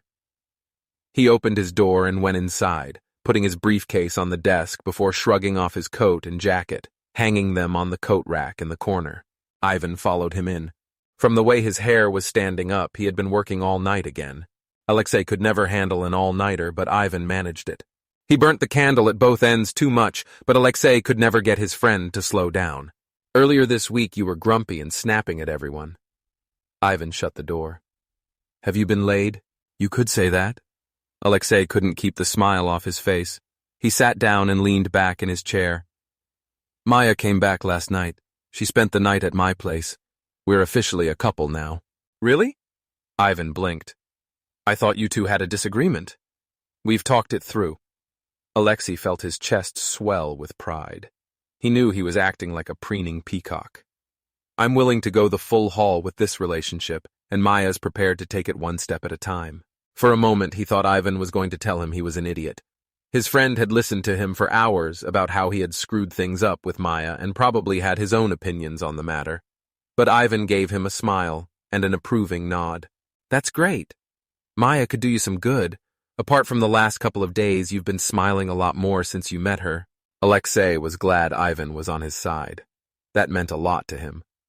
He leaned back and looked at the ceiling, bouncing his chair. I can see her as my wife, Ivan. I really can. That surprised him. Until that moment, Alexei hadn't thought about marriage. But saying it out loud sounded right. It sounded good. Well, give it a little time before you jump into it. You need to know you're really sure before you commit to something like that. Otherwise, you'll lose her for good. I know. After Katya, Alexei wasn't going to rush into anything. He was going to take his time and get the hang of a new relationship.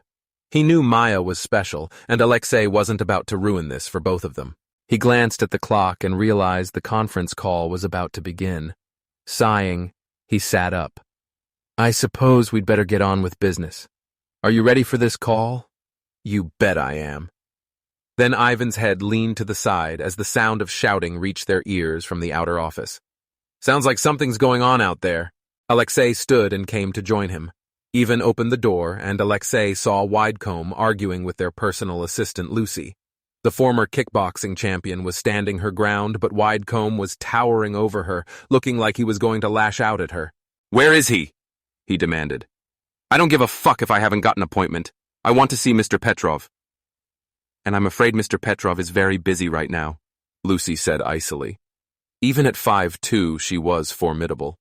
Alexei saw how taut her body was, and knew she would launch an attack of her own within moments. He hurried to her side and laid a hand on her shoulder.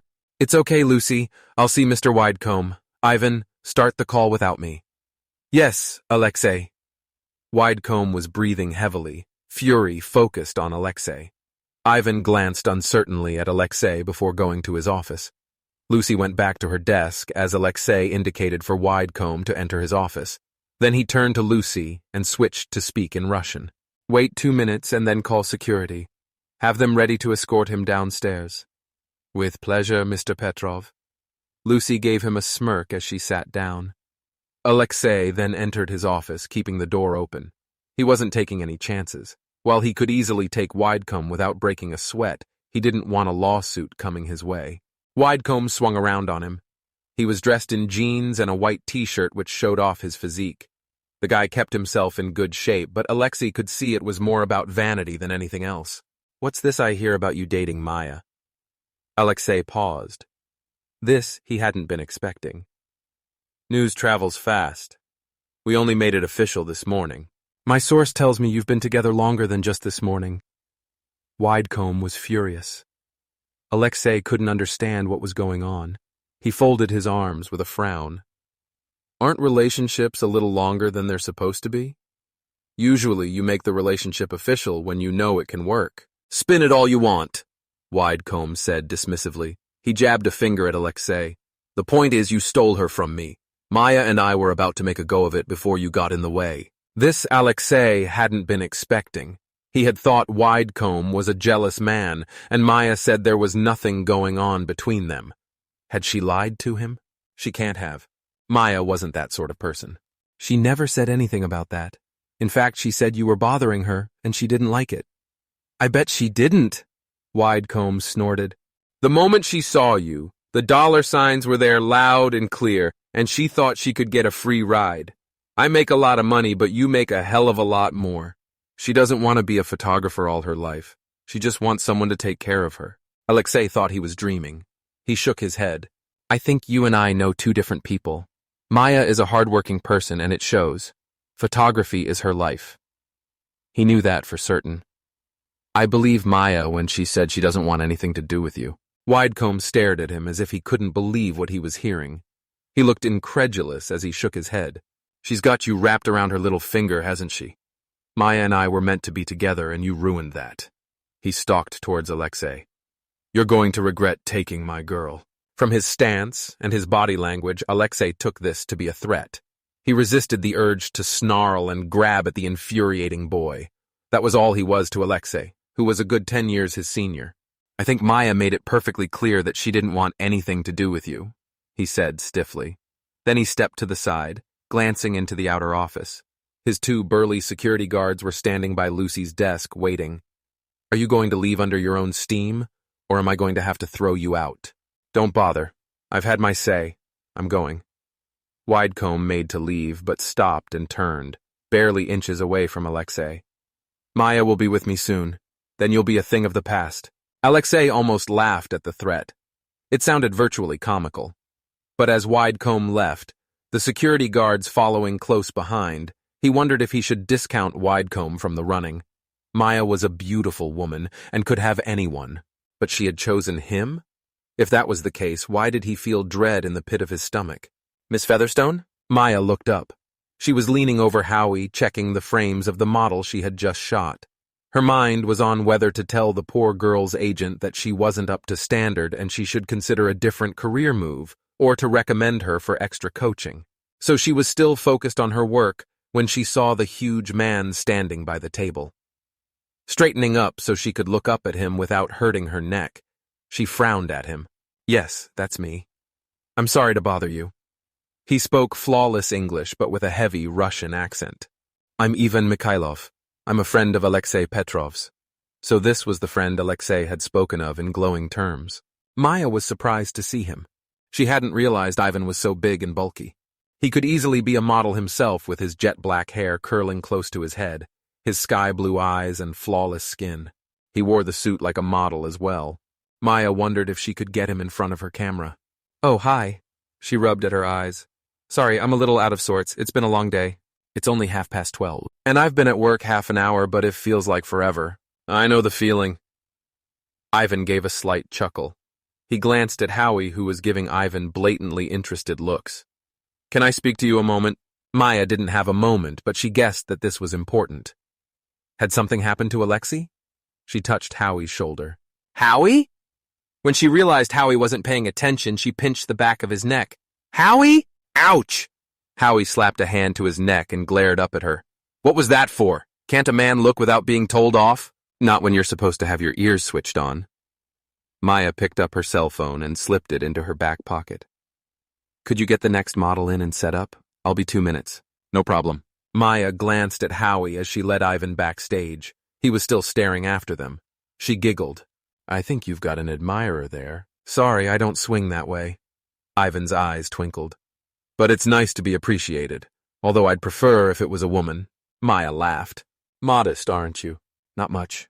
They reached a dressing room that was reserved for Maya's belongings. They wouldn't be disturbed in there. She let Ivan in first and closed the door. She turned to him. "What's wrong? Has something happened to Alexei?" Chapter 7. Not exactly. Ivan leaned against the dressing table and folded his arms. In the small room, he seemed even bigger. He narrowed his eyes at her. "What's your relationship with Johnny Widecombe?" "Johnny?" This threw Maya. Where had Johnny come from? She tried to get back on even footing. "We had a working relationship that I'm breaking to severe." "Why would that be?" "Because he was constantly flirting with me and asking me out. I can handle the flirting, but he was getting too flirty and it was making me uncomfortable." She told Ivan about the last time she had worked with Johnny and his sudden outburst. "But my rule remains the same. I don't date my models, and I gave him a warning through his agent." She frowned. "Why are you asking me about him?" "He came to the gallery today. He told Alexei that you and he were about to become an item, and then you got tempted by the money Alexei had and dropped him like a hot potato." "What?" Maya couldn't believe what she was hearing. She had thought Johnny had acted possessively at her first date with Alexei, but she hadn't expected this. She shook her head. "No, I would never do that. I've never been tempted by money. Why bother when I've got my own? I like my independence." Then she saw the expression on Ivan's face and the penny dropped. "Wait, Alexei thinks this, doesn't he? Not in so many words." That felt like a slap in the face. He really believed it? Maya knew he was struggling with things between himself and his ex-wife, but this was ridiculous. She leaned against the door and closed her eyes. "I thought he trusted me." "He does trust you. Well, he has a funny way of showing it." Ivan sighed. Maya opened her eyes and saw him rubbing a hand over his face. "I presume you know about his ex-wife, Katya." "I do. He told me everything." "Then you know it's hard for him to just simply forget." "I know that, but I told him I'm not Katya. He should just listen to me for once." Maya pushed away from the door, hands on her hips as she paced the room, trying not to trip over Ivan's legs. "There was never anything going on with me and Johnny, and I don't intend for anything to happen between us. Alexei should believe me. I don't know what Johnny's little plan is, but he's nothing to me." She swung around on Ivan. "Alexei should have come here and told me this himself. He wasn't sure how you'd take it." Now Ivan was looking uncomfortable. Maya felt sorry for him being stuck in the middle. "I'm used to being shot as the messenger, so I said I'd go." "I'm sure." Maya rubbed her hands over her face. Suddenly she felt drained. "I need to call Caroline. This is getting ridiculous." "Caroline?" "His agent." Maya took out her cell phone and fished out a pad and pen from her camera bag. She scribbled down Caroline's number and tore off the top page, which she handed to Ivan. "Here's her number. If Johnny makes any sort of contact with Alexei again, let her know. This could be bad for his career if he keeps going on like this. Despite everything, he is a good model. Hopefully he'll realize what he's doing and stop if he is told his work is on the line. Let's hope so. Ivan folded the paper and put it into his pocket. Because I don't know what Alexei will do if this keeps going on. He gave her a slight smile. He really does care for you, Maya. He's just very delicate about it all right now. That's understandable. But that didn't stop her from feeling angry. Maya put her pad back in her bag, slipping the pen into her pocket. If Johnny comes back, tell him from me if he comes near Alexei again, I'll rip his balls off. Ivan chuckled. Understood. The nerve of that little shit, Jenny said in disgust. She sat back in her chair and shook her head. I don't know what possessed him to do that. Neither do I. Maya sipped her coffee and cupped it close to her.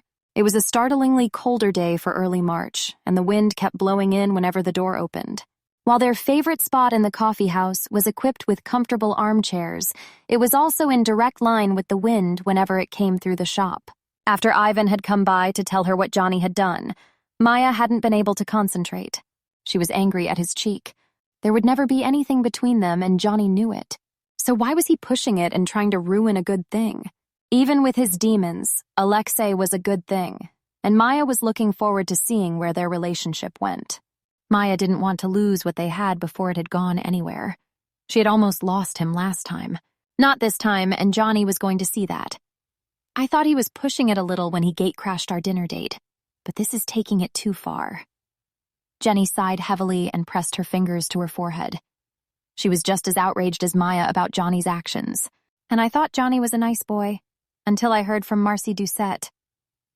Marcy Doucette? Maya frowned. That's not a name I recognize. While she didn't know all of the models in the world, she was certainly up to date on the American models, even on a first-name basis with most of them. She's not a model, Maya. She's just joined my team as a hairstylist. You'll probably meet her soon. I probably met her today, but I didn't notice. With everything going on, Maya hadn't been paying much attention. She was amazed she had managed to get through the rest of the day without serious incidents. At least she had Jenny and Howie to keep her in line. They both sensed that something was wrong, but Maya wouldn't say anything. Howie ran interference for her and took over selecting the pictures while Maya simply shot them. Her head wasn't in the right place to choose the best ones. She was trusting Howie's judgment to get it right, and he always did. She frowned at Jenny. What's Marcy got to do with Johnny? Is she an ex-girlfriend?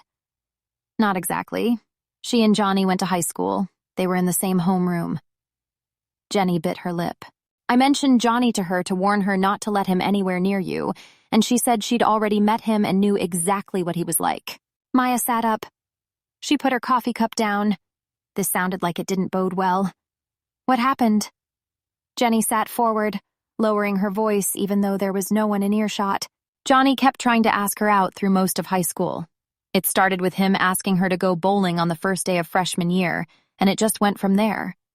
At the beginning, Marcy was flattered that someone as popular and good-looking as Johnny would ask her, but she was already dating a sophomore from a neighboring high school. When Johnny found out, he went mad. He actually went to the school and got into a fight with the boyfriend for stealing his girl. Seriously? This was sounding like something from a bizarre movie. Jenny nodded. Seriously. It took me a moment to process it, but it did happen. Marcy said her boyfriend dumped her, and Johnny tried almost immediately to get her as his girlfriend. He asked her out to prom, homecoming, the lot, but Marcy refused. She was scared of him. Jenny shook her head. Unfortunately, nobody took her seriously. They thought it was sweet someone as nice as Johnny Widecombe was paying attention to her, and she should take advantage of it. But he wasn't sweet, was he? No. He would fluctuate between sweet and apologetic to angry and threatening. He would send her flowers with ugly messages, leave threatening emails if she snubbed him, or text messages so mean it made Marcy's eyes burn. Jenny grimaced. She told me a couple and they made my ears burn. I can't imagine how I'd react if I got those. You've sent racy messages before. Not this racy, and no man has ever sent messages like that to me. Jenny sat forward and picked up her cup, taking a sip. Then when she did finally get a boyfriend in her senior year and the guy, captain of the wrestling team, ignored Johnny, he spoofed her cell phone number and called the boyfriend, playing a recording of someone climaxing during sex. He'd got the video online and tried to get the boyfriend thinking Marcy was cheating on him. He did what? This sounded far too bizarre now. Maya wondered if she had stepped into another world. What happened? Thankfully, the boyfriend wasn't to be taken in easily and knocked him out cold when they were at a house party. Jenny smiled. They're still together and Marcy's saving up for the wedding. Good on her. At least something good had come out of it. But still Maya shivered. But this is a side to him that scares me. How come we didn't know about it before? He was never charged. Anything that has a criminal offense attached to it has to be on record, you know that. Maybe he got the record expunged or he never told anyone. No, completely clean. I've already checked. Marcy was the only person who complained, but she was virtually laughed out of the station. They thought it was a teenage crush. Jenny frowned at her friend. Johnny's been known to flirt on set, but if it has happened before, people didn't take it seriously. Plus, Marcy's just like you. How do you mean? She's petite, black, and pretty. That must be his type. That doesn't make me feel any better. Knowing that he was the type he went for didn't help at all. That just made Maya feel even worse. Does Kaz know about this? Jenny asked. She does now. Maya had called Caroline as soon as Ivan had left and told her about Johnny's intrusion. She's going to fire him. Hopefully that will be the wake-up call he needs. That's good, at least. Then Jenny glanced towards the door and sat up. Look who's here. Maya looked around. Alexei and Ivan were at the counter. They were talking to the barista, but Alexei was watching her. Maya felt a shiver go through her body. Even a look from him could have her melting. She was still upset at his reaction, but he had that effect on her. Alexei said something to Ivan and approached them. Maya squeezed her thighs together as her core began to throb and kept herself seated as he reached their table. Hey, Alexei leaned over and kissed her cheek, purposefully avoiding her lips. From the look on his face as he drew back, he knew he would be pushing his luck if he tried to kiss her properly. He knew he was in the doghouse. Alexei looked at Jenny. Jenny, can I speak to Maya a moment? Sure. Jenny stood and winked at Maya. I'll see if I can wangle a free coffee out of Ivan. She went to the counter and Maya watched her shake hands with Ivan. They chatted as the barista got their coffees. Maya turned back to Alexei as he sat in the chair Jenny had just vacated. She still felt the slight simmering of angry at his lack of trust in her. What's wrong? Alexei looked troubled. He sat forward, elbows on his knees, and put his face in his hands with a heavy sigh. Then he lowered his hands and gave her an apologetic look. I'm sorry about earlier. When I sent Ivan to you, I should have gone myself. Yes, you should have. Maya sat back and crossed her legs. She wished her body wasn't betraying her when she was still angry at him. It wouldn't have stung so much if you had come. I know, but I wasn't sure what to say. Ivan's a smoother talker than I am. Maya snorted. I'm not sure about smoother, but he does get to the point. She arched an eyebrow at him. Are you asking me to say sorry because my stalker came to rattle your cage? In a sense. Alexei gave her a pleading look. I'm sorry, Maya. Maya knew what was going on in his head. She didn't like it, but it was there. She sat forward and took his hand, squeezing his fingers. I'm not Katya, she reminded him. Stop treating me as such. I won't. Alexei gripped her hand in return. His body sagged as if he was relieved she had forgiven. Had she forgiven him? Maya knew she had. Alexei smiled. Damn, that smile made her go weak at the knees. Maya was glad she was sitting down. Do you want to spend the night again? We can pick up a few things for you. Maya liked the idea of that, but she didn't want to keep going over to his place. She could have a quick word with Jenny before they left. Her roommate and friend wouldn't mind if Maya wanted time alone with her new boyfriend. She gave Alexei a coquettish smile. How about you spend the night at mine? I can make Jenny stay at her parents' place or with friends. She'll do that for me. We won't be disturbed. Alexei's eyes went to her mouth and Maya licked her lips. Alexei groaned. Sounds like a good idea, he growled. Oh no. This adult scene has been taken out and is exclusively available for Romancely Audio Velvet members. Check the description below to sign up. The love scene reference is Alexei, Her Russian Billionaire, Chapter 7, Love Scene 3. Then something sharp sliced at her arm and she flinched. Ouch! Alexei pulled away. What's wrong? Did I hurt you? I've just cut my arm on something. Maya brought her arm in and gingerly felt it. She winced when she felt something protruding out of the back of her wrist. I've got glass in my arm. Alexei moved away. A second later, the light came on and Maya blinked as the brightness hit her. Alexei came back in front of her, and he gingerly took her arm. There was a sliver of glass stuck in the back of her wrist, near the bone. It didn't look big. Alexei glanced up at Maya, his expression dark. "Stay still, Princessa. I'll try and get it out." Maya bit her lip and nodded. She braced herself as Alexei gripped the sliver and pulled it out gently. Even then, it still hurt. Tossing the piece aside, Alexei brought out a handkerchief and wrapped it round her wrist. "Keep pressure on that. We'll get you to the hospital and have it looked at." "Okay." Maya didn't want to go to hospital, but she had a feeling she might need some stitches. She looked around and saw the picture frame on the wall. It was just a simple drawing of a vase of flowers that Jenny's brother had drawn as a housewarming gift. Why has Jenny broken that? She loves it. I don't think it was Jenny unless she went off the deep end. Alexei wasn't looking at the picture. He was staring into the lounge. "Take a look." Maya followed his gaze and gasped. The lounge had been completely turned over. The couch's cushions were all over the place and ripped up.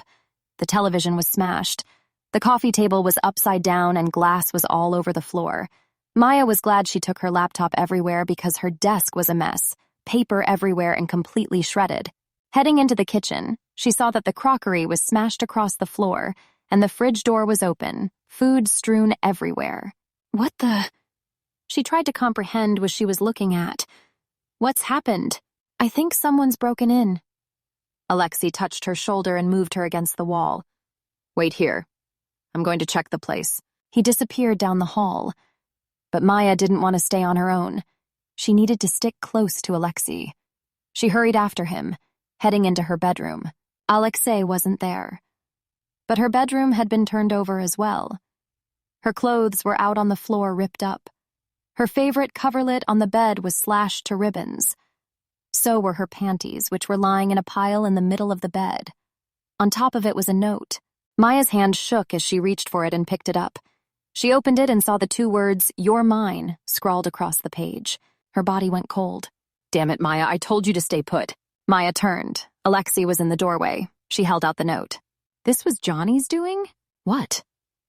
Alexei entered the room and took the note from her. "How do you know?" "That's his handwriting." Maya had seen his signature on many occasions and knew what Johnny's handwriting looked like. Alexei growled and tossed the note onto the bed, where it fluttered down and settled on the floor. "This is too much. I had no idea he would do this." Maya wrapped her arms around her body. "I didn't realize he was that unhinged. I don't think anyone did." Alexei's face fell and he drew her into his arms. "Oh, Princessa, you're shaking. He's been in my home." Maya hadn't realized she was trembling until Alexei held her. She buried her face into his chest, clutching onto his shirt. He's been here. That was crossing the line. Now he was telling her he could get to her. Maya couldn't help but feel helpless about the situation. She was used to being strong and able to take care of herself. But this threw her completely off kilter. "Maya." Alexei eased her gently away and cupped her face in his hands, making her look up at him. "Maya, look at me. I can't have you panicking now. That's exactly what he wants. You need to calm down. Are you with me?" His voice was low and soothing. Maya found herself falling into the deep baritone as if hypnotized. Suddenly, she felt a lot calmer. She was still jittery, but now she didn't feel as though she was going to go into hysterics. She took a deep breath and nodded. "I'm with you." Alexei smiled and kissed her head. "Good girl." Chapter 8. The police arrived quickly and began to process the entire scene. They took Maya and Alexei's fingerprints to eliminate them from the set, and one of the detectives went to get Jenny's prints. But Alexei could already tell them who it was without the help of fingerprints. Johnny Widecombe. Alexei had never felt so angry. The bastard had the nerve to tell him to back off Maya because she was his girlfriend, and now he had invaded her home, the one place where she was supposed to feel safe. No man should ever do that to a woman. There was no way Maya was staying there tonight. Pretty much everything had been destroyed. Luckily, Maya always had an overnight bag in her car with a spare change of clothes, so she didn't need to pack anything. Alexei drove them over to his apartment once the cops were finished with them. They promised to tidy up as best they could and to leave the key with Jenny at her parents'. Thankfully, none of her stuff had been touched. But then again, she wasn't the target of a maniac. Maya huddled in the passenger seat, staring into space. Alexei ached for her. She had been through a traumatic time and he wanted to make her feel better, but he didn't know how. He had no idea how to make this go away. Now he was feeling helpless. Maya was silent as they entered his apartment. Alexei put her belongings in his room and came back to find her sitting on the couch, staring at the blank television screen. Alexei sat beside her and placed a hand on her knee. "How are you feeling?" "Not good." Maya drew a shuddering breath. "He's invaded my home, my personal space. Nearly everything was destroyed. He's crossed the line now." Alexei agreed. His hand moved to her back and he began to rub it in slow circles. Hopefully the police will be able to find him. That Alexei wasn't sure about. He had called Ivan and let him know what had happened. Ivan had been over to Widecomb's apartment but had called back to say there was no sign of him. The guy was in the wind. That didn't bode well for Maya. Maya sniffed and wiped her sleeve across her nose. Alexei's eyes fell to the bandage on her wrist. They had also called for an ambulance, and the paramedic had taken one look at the wound and said it wouldn't need stitches, so there was no need for the hospital. He had cleaned the wound and bandaged it up before leaving, telling Maya to get a tetanus shot in the morning just in case. "I didn't think he'd go this far," Maya said shakily. She sounded like she was about to cry. Alexei didn't like seeing her like this. He wanted to see her smile again. Reaching over, he pulled her towards him, settling her across his lap and wrapping his arms around her. Maya sobbed quietly, her head on his shoulder. "Hey, Princessa, don't cry. I'm here." He kissed her head. "I won't let him hurt you." "I know you won't." Maya sniffed and looked up at him. Tear tracks lined her cheeks. "I'm so sorry, Alexei." "For what?" "For bringing a nightmare with me into this relationship." Alexei almost laughed but decided against it. This wasn't the time. "Considering what I've brought into the relationship, what you've got is a breeze." He held her closer. "Widecombe will be found and he's going to be charged. Focus on yourself and don't worry about him." "I'll try." They were silent for a while, Alexei rocking Maya gently as her sobs subsided. After some time, he thought she had fallen asleep, but then Maya spoke. "Most men would be running in the other direction." Alexei smiled. "I'm not most men." While he was still struggling with his own issues, there was no chance of him getting pushed away by a deranged stalker who thought he was entitled to something he could never have, and he wouldn't let Maya deal with that alone. Maya sighed and sat up, Alexei's arms falling to her waist. She focused on his chest, not looking at him. "Alexei, I can't rely on you all the time. That's not who I am. I rely on myself. I know that." Alexei knew that Maya was an independent person. That was what he admired about her. He rubbed her back gently. "At least lean on me now and then. Even the strongest of people need that. I can do that." Maya glanced up at him. "But I can't completely rely on you." "I'm not asking you to." Alexei sat up, sliding a hand up to the back of her neck. "I'll be there, just not holding your hand." He kissed her gently. Maya's lips trembled against his, but her hands slid up to his shoulders, pulling him closer. She sank into his embrace and Alexei eased back, lifting his legs up until they were reclining, his head on the armrest and Maya draped over him. Maya pulled back and gave him a smile. "You know, Alexei, a girl could easily fall for you." "Could they?" "Yes, they could." Alexei then clicked what she had just said. He raised an eyebrow. "Is this your way of saying you're falling in love with me?" Maya arched an eyebrow in return. "What do you think?" Alexei inwardly punched the air. She loved him. He grinned and kissed her. "I think a guy could easily fall for you," he whispered against her lips. Maya groaned and deepened the kiss, Alexei's arms tightening against her, and she melted against him. Maya was the first to pull away, her eyes lidded in their desire. "What's the plan for tonight?" she asked. Her voice sounded breathless. "Whatever you want." "Then can we just stay here and do nothing for now?" Maya lowered her head and rested it on his chest. "I don't want to do anything except be held. I can do that." Alexei's cock was saying he wanted something else, but he was happy to do this for her. Pressing a kiss to her head, He held her close, staring at the ceiling as he listened to Maya's breathing slow and deepen until she was gently snoring against him. Maya entered the gallery with trepidation in her stomach. She was still reeling from the news herself. The doctor was certain about it, but it was taking a while for it to settle in. If she was struggling to understand the news, Maya had no idea how Alexei would react. The past 4 months had been incredible. Alexei was attentive and caring. He seemed to know exactly what she wanted, both in and out of the bedroom. Maya couldn't get enough of it. They weren't living together, but Maya spent most of her nights at his apartment. Even after her and Jenny's place had been refurbished and redecorated, she still couldn't bring herself to sleep in her own room. Jenny had offered to switch rooms, but Maya didn't want to impose. She spent the nights when she wasn't at Alexei's on the couch or sleeping in Jenny's bed when Jenny was out. Soon she would have to make a decision about her room. But after Johnny had invaded it, it didn't feel like her room anymore. Maya hadn't heard from Johnny since that incident. She assumed he had moved away and had given up trying to pursue her. She hoped this was the case. The police had told her it wasn't often that stalkers suddenly stopped following the object of their desires. The victims of stalking often ended up dead, and sometimes they wouldn't have any contact for weeks, months, or even years before they started up again. That made Alexei all the more worried. Both of them knew that it was only a matter of time before Johnny came back and tried to get her back again. Maya wasn't looking forward to it.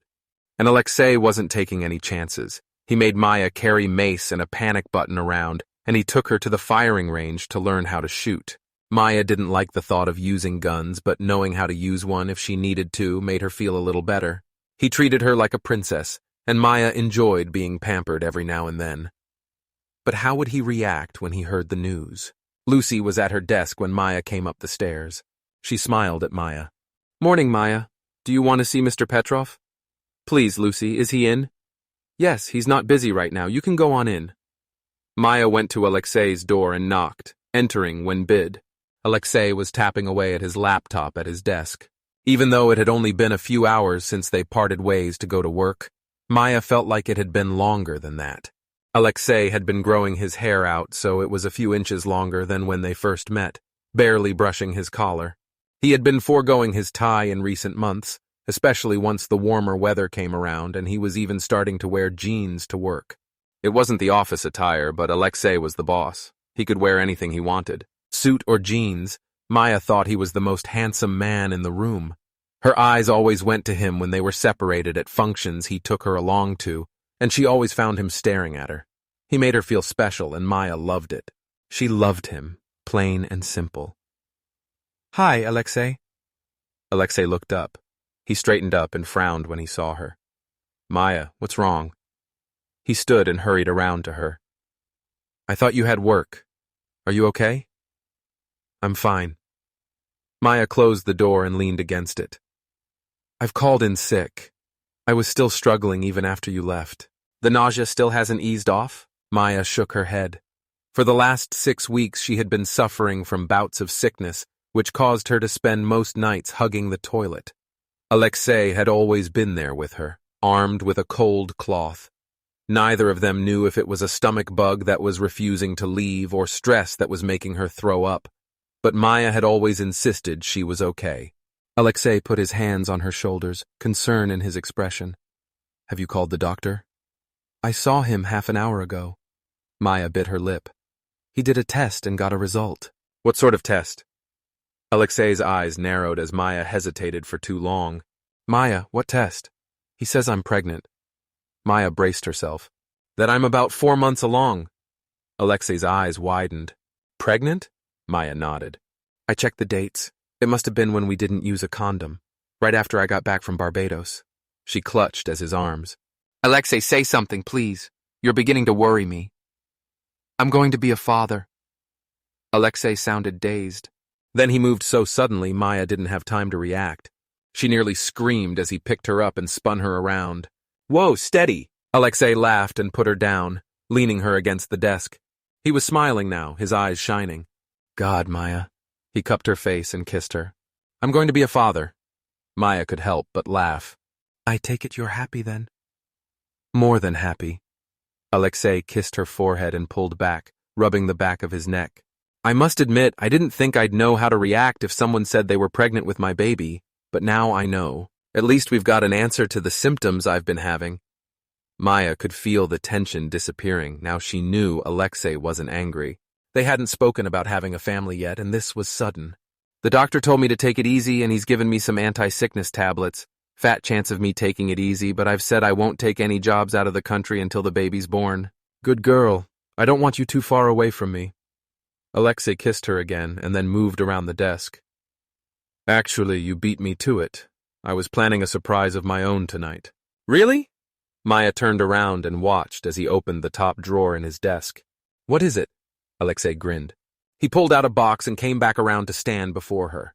Maya's heart leapt into her mouth. This wasn't what she thought it was it? Alexei opened the box, and Maya gasped when she saw the diamond ring, its settings sparkling on the band. It wasn't too big or too sparkling. It was pretty but simple. Alexei had remembered her taste in jewelry with what little she wore. Alexei, it's beautiful. I thought you'd like it. The jeweler helped me pick it out. You chose well. Maya looked up at him. What's it for? Alexei chuckled. Can't you guess? It's an engagement ring. Maya stared in amazement as Alexei lowered himself onto one knee and took her hand, pressing a kiss to her knuckles, and he looked up at her with such affection Maya felt wobbly. She was glad she was leaning against the desk. Maya Featherstone, will you marry me? Maya didn't even need to think. She knew exactly what she wanted. She nodded. Yes. There was no question about it. Alexei settled back in his seat and stretched his arms and legs out in front of him with a relieved sigh. I'm so glad that's over. It felt like that took forever. I'm not surprised. Ivan chuckled. We were there all day. Alexei and Ivan had been in Connecticut for the day doing an exchange with a fellow gallery owner who had expressed interest in some of Alexei's paintings. Alexei had suggested coming up to his gallery to discuss a price for the ones he was interested in. They had arrived at the other man's gallery at 11, and it was nearly 4. Some things weren't meant to last 5 hours, and that meeting had been one of them. Unfortunately, their fellow owner hadn't got the message and had drawn it all out. Now Alexei was hungry and wanted to head home for dinner and an evening in bed with Maya. Now her sickness had eased up, she was more active than ever. Plus, her appetite for sex had gone up, and Alexei was enjoying it, even if it was wearing him out.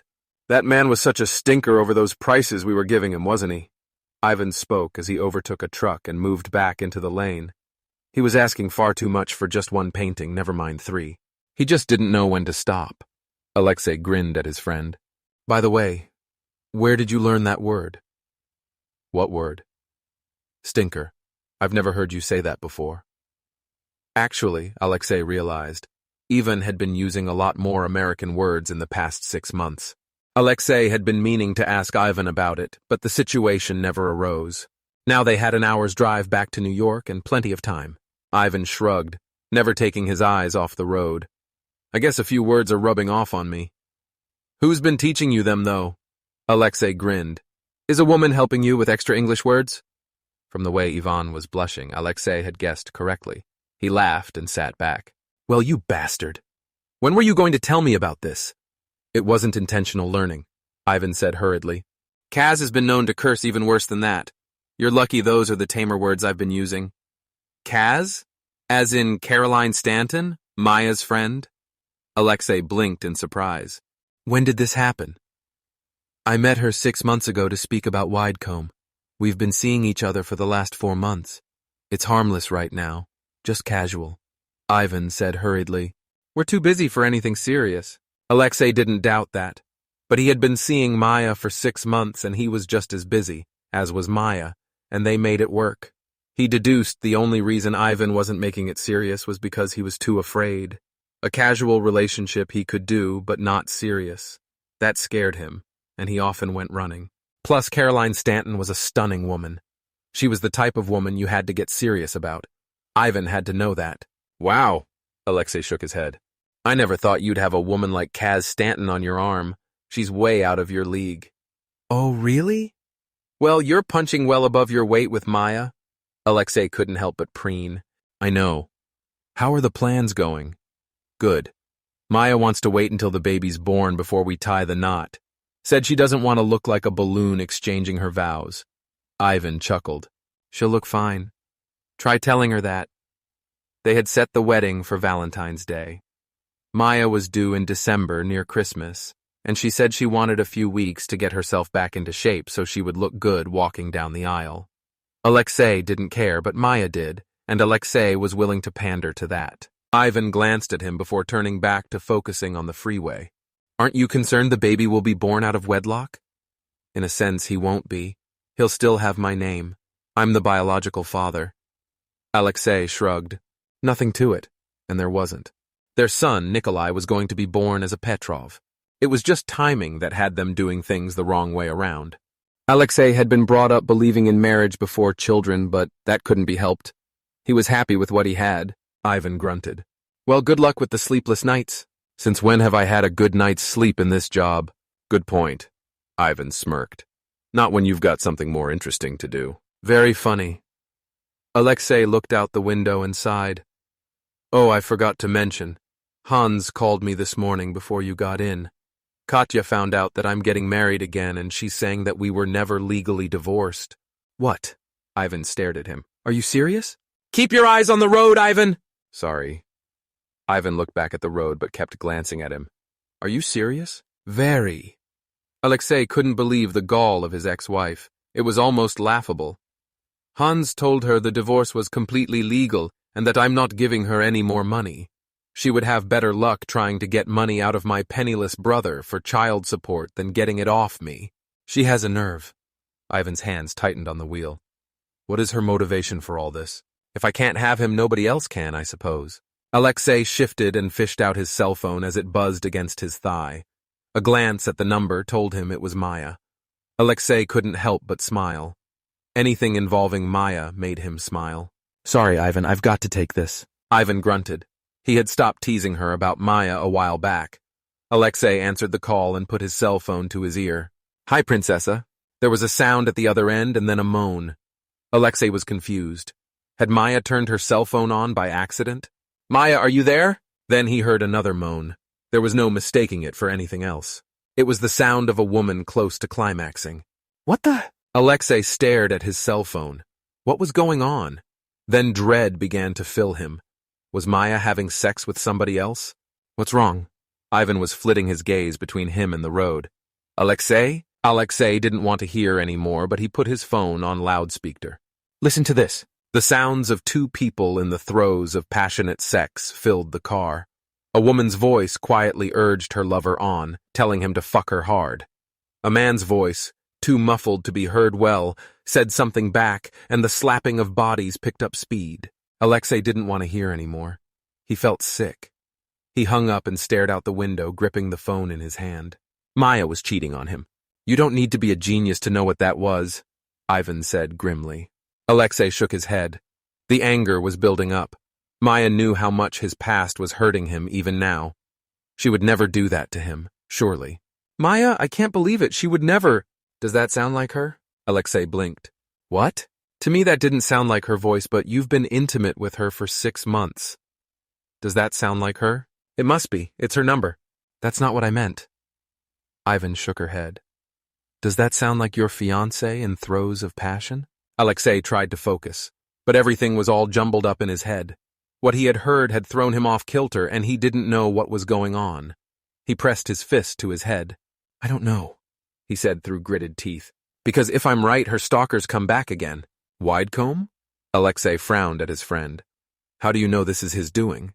Something Kaz told me about Widecombe. He's done it before. Ivan pressed his foot on the gas. We need to find Maya. She could be in danger. Alexei didn't know what to think. He just sat there, staring into space.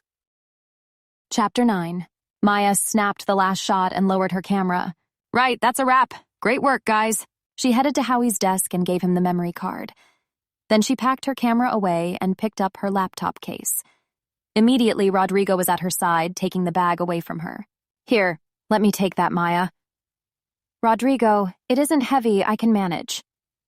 I insist. Rodrigo gave a pointed look at her swollen belly. Maya didn't have the heart to argue with him. It had been a long day, and she was eager to back and see Alexei. He would be returning home soon, and Maya was looking forward to spending the evening with him. She rolled her eyes and passed her laptop case over. Fine, If it'll make you feel better. Rodrigo grinned and hoisted the bag onto his shoulder. Since he and Jenny had made their relationship exclusive the month before he had been around them a lot more. Jenny was clearly smitten with him, and Maya could see Rodrigo felt the same way. She thought they were a good pairing and hoped it would last the course. Neither of them could afford to have their careers affected if their relationship ended badly. Maya had been on the receiving end of one bad relationship, and she didn't want her best friend to go through the same thing. Rodrigo was a sweet man. He was a gentleman and offered to help Maya out with almost anything, citing that pregnant women shouldn't need to raise a hand if she had help. After growing up in a family of mainly women, he was very attentive and knew more things about pregnancy than Maya did. He also got on well with Alexei, and that was a big plus in Maya's book. They hung around Howie's table as Howie finished off and packed up. Jenny was still cleaning up in her area, and the models were disappearing off to their own lives. Rodrigo looked up and nodded at the door to the studio. "Loverboy's here?" Maya looked around, and her heart jumped when she saw Alexei and Ivan enter the studio. She had missed him. He had promised to be back and see the end of her shoot, and now she could enjoy her evening. "Alexei, hey." Unable to stop smiling, Maya hurried across to him. Then she pulled up short when she saw the expression on Alexei's face. It was like thunder. He glared at her, hurt and betrayal in his eyes. Ivan stood just off to the side, his expression grim. Maya looked between them. "What's wrong? What's happened?" "Were you just having sex with someone?" Maya started, that she hadn't been expecting. She stared at Alexei. "What?" "You heard me." Alexei's jaw tightened. "Now answer the question." Maya was confused. Her head was spinning. She looked at Ivan pleadingly. "Ivan, please tell me what's going on. I don't know what he's talking about." "Alexei received a call from you while we were in the car coming back." Ivan glanced at Alexei as if he expected Alexei to do something stupid. "It sounded like you were having sex." "What?" Maya swayed. "No, I wasn't. I've been working all day. We've just finished." "That's true." Rodrigo appeared at her side. He was glaring at Alexei. "The only time I've seen Maya touch her cell phone all day was when we were at lunch. She's barely stopped for a bathroom break." If it had been any other day, Alexei would have been berating her for standing up all day and doing too much when she was nearly 7 months pregnant. But he clearly had other issues on his mind. Maya focused on Alexei, who was looking a little less uncertain. "My cell phone has been in my bag all day and Jenny's got it." "I heard my name." Jenny appeared, slinging her makeup kit bag and Maya's handbag over her shoulder. "Did somebody want me?" Alexei was now looking thrown. He looked from Jenny to Rodrigo, who was glaring at him, to Maya. Relief started to etch in. "So you weren't cheating on me?" "Of course not." Maya was shocked he had even thought it. "I'd never do that." Jenny's face went pale. "Johnny," she whispered. Then Maya remembered what Jenny had told her about spoofing another girl's number. He had done the same thing to her.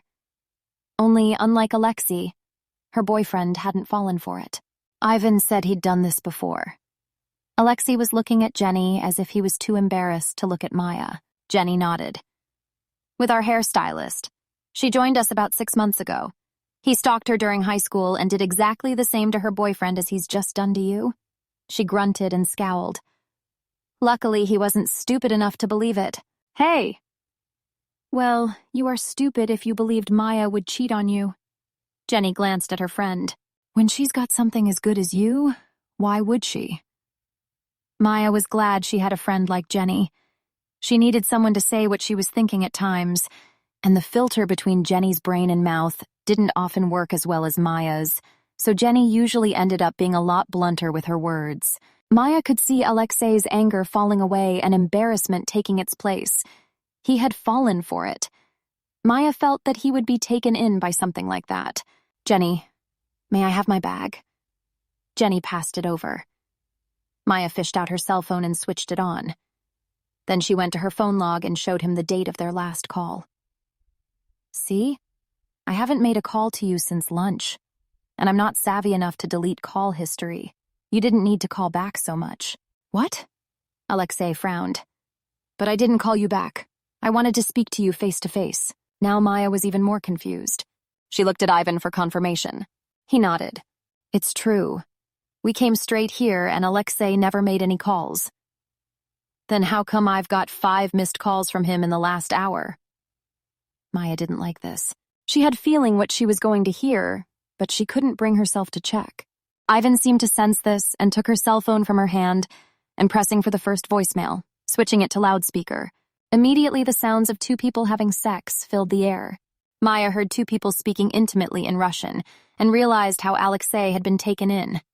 It was easy to believe it was her if their voices were also manipulated, because it sounded as though Alexei was having sex with a Russian woman, although the voices did sound a little distorted. If there had only been 1 missed call, and Alexei hadn't had the same, she might have thought he was cheating on her. But Maya knew better. Alexei was an honorable man. He would never do that. That's not me. Alexei protested as Ivan ended the voicemail. Maya groaned. I can tell that's not you, you idiot. You don't sound like you're drunk. She rubbed her hands over her face and began to pace around. Johnny's been at it again. I'm so sorry, Maya. Alexei sounded pained. I didn't know what to think. Maya was hurt. He shouldn't have jumped to such conclusions. She went to him and slapped his chest with both hands, causing him to step back. You just needed to trust me, she accused. I told you I'm not your ex-wife. That's not all, Rodrigo said. He sounded uncomfortable. Johnny tried to get himself onto the set this morning. Maya spun around and swayed when she moved too fast. Alexei caught her and held her close. She leaned into him, grateful to feel his presence wrapped around her. What was that? Alexei asked quietly. I saw him in the parking lot when I got here. You and Jenny were already inside. He was trying to get past Steve and Dan on security. Rodrigo took a breath. I told him to go home and that he's not going to get you to himself even if he tried. He said that Maya is meant to be his, and nobody is going to stop him from getting his girl back. Maya felt cold. She felt Alexei's body stiffen. Jenny looked disgusted. He's sick, she declared. I'll never understand why a man gets so fixated on someone they end up doing all this. You need to call the police, Maya, Ivan said. Definitely. Alexei agreed. Maya knew they were right, but she still felt sick. She had a feeling Johnny wasn't going to stop anytime soon. Now she was scared. It was a quiet journey home. Alexei had told Ivan to head home, and he went in Maya's car back to their apartment. Maya could tell he wanted to talk, but he kept stopping himself. It was as if the man who seemed to have something to say all the time didn't know what to say. She should give him the silent treatment. It was the least he deserved for assuming that she would commit this to him. Maya was an honest person. If something wasn't working out, she would let the other person know. She had told Ash many times, but he refused to let her go, and the hold he had had on her was that powerful that she kept going back to him. She wasn't about to let someone as disturbed as Johnny Widecombe ruin something good for her. He was selfish to think she would even consider him after the way he was acting. But Maya wasn't a psychologist. She didn't know what went on in people's minds. They entered the apartment in silence, and Maya put her things on the couch. She leaned against it, closing her eyes and trying not to cry. The pregnancy made her more emotional, and this wasn't a time Maya wanted to burst into tears. She wanted Alexei, and she didn't. Not with this hanging over them. She felt his hands on her shoulders, his hands hot through her t-shirt. Maya, are you okay? Maya shook her head and almost laughed. Ask a stupid question, Alexei. Sorry. Alexei shifted closer and slipped his arms around her. He pressed a kiss to her head. I'm sorry to cause this much stress when you don't need it. It's not you. Maya paused. Partially. But if I'd heard that coming from you first, I would have thought the same thing. I just don't know how he managed to do it. He probably spoofed our numbers and then dubbed the noises. Alexei rested his chin on her shoulder, and Maya leaned back into him. Thinking back now, I should have guessed that wasn't you. Oh no. This adult scene has been taken out and is exclusively available for Romancely Audio Velvet members. Check the description below to sign up. The love scene reference is Alexei, Her Russian Billionaire, Chapter 9, Love Scene 4. She felt like she was about to float away with only Alexei's arms holding her down. Alexei nudged her head back and he kissed her, cupping her jaw. "I love you, Maya." Maya sighed and returned the kiss. "I love you too." The next 6 weeks were hard work. Maya wasn't going to deny it. She and Alexei had their ups and downs, mainly to do with Johnny. He started up again with the texts and emailing her, declaring his undying love and that he simply wanted to make her his wife, and they can have many children together. In between, he would threaten her and say what he was going to do with her once he got hold of her. Maya was disgusted by it all. Alexei was frustrated.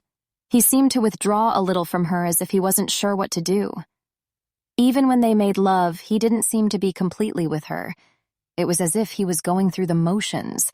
Maya didn't like him being detached. She kept reaching out to him, but he pushed her away. He had even started asking her about all her movements, where she was and who she was with. He had to know what she was doing almost every moment she wasn't with him. His trust in her seemed to be slipping, and Maya didn't like it. Johnny seemed to be succeeding in putting a wedge between them. She didn't need the stress, not when she was due to give birth in 5 weeks. She was 2 weeks of the baby being full term, but her due date wasn't until Christmas Eve. Maya hoped she got that far. The stress wouldn't do the baby any good. Her only solace was work.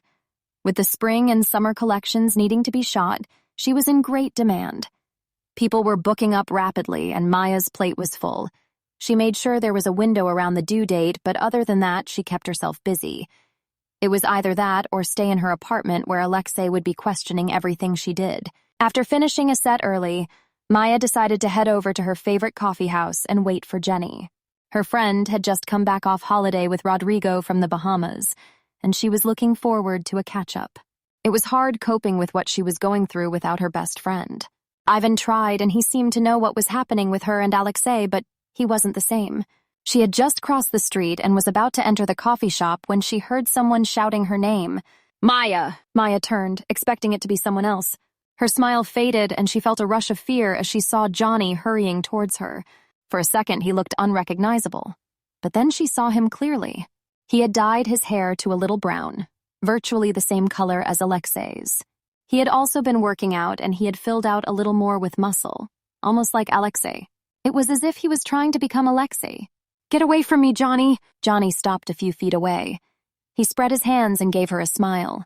"Hey, how do you like my new look? Pretty good, huh?" He gave her a twirl. "I did it just for you." "I said get away from me, Johnny." Maya glanced towards the barista inside, but she was busy with a customer. Jenny wasn't due to arrive for another 5 minutes, and she wasn't known for being on time. "You're wanted for questioning by the police for stalking and threatening me." "I'm not stalking you," Johnny protested.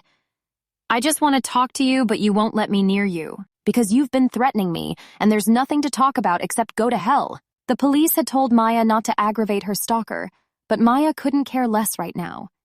He was ruining her relationship with Alexei, and he was scaring her. Now he was beginning to look like Alexei. She wanted to get away from him, but he clearly didn't want to go willingly. "Maya, I'm so sorry." At least Johnny pretended to look remorseful. "I never meant to cause you so much distress, especially with—" He glanced meaningfully at her belly. On instinct, Maya put her hands on her bump as if to protect her unborn son.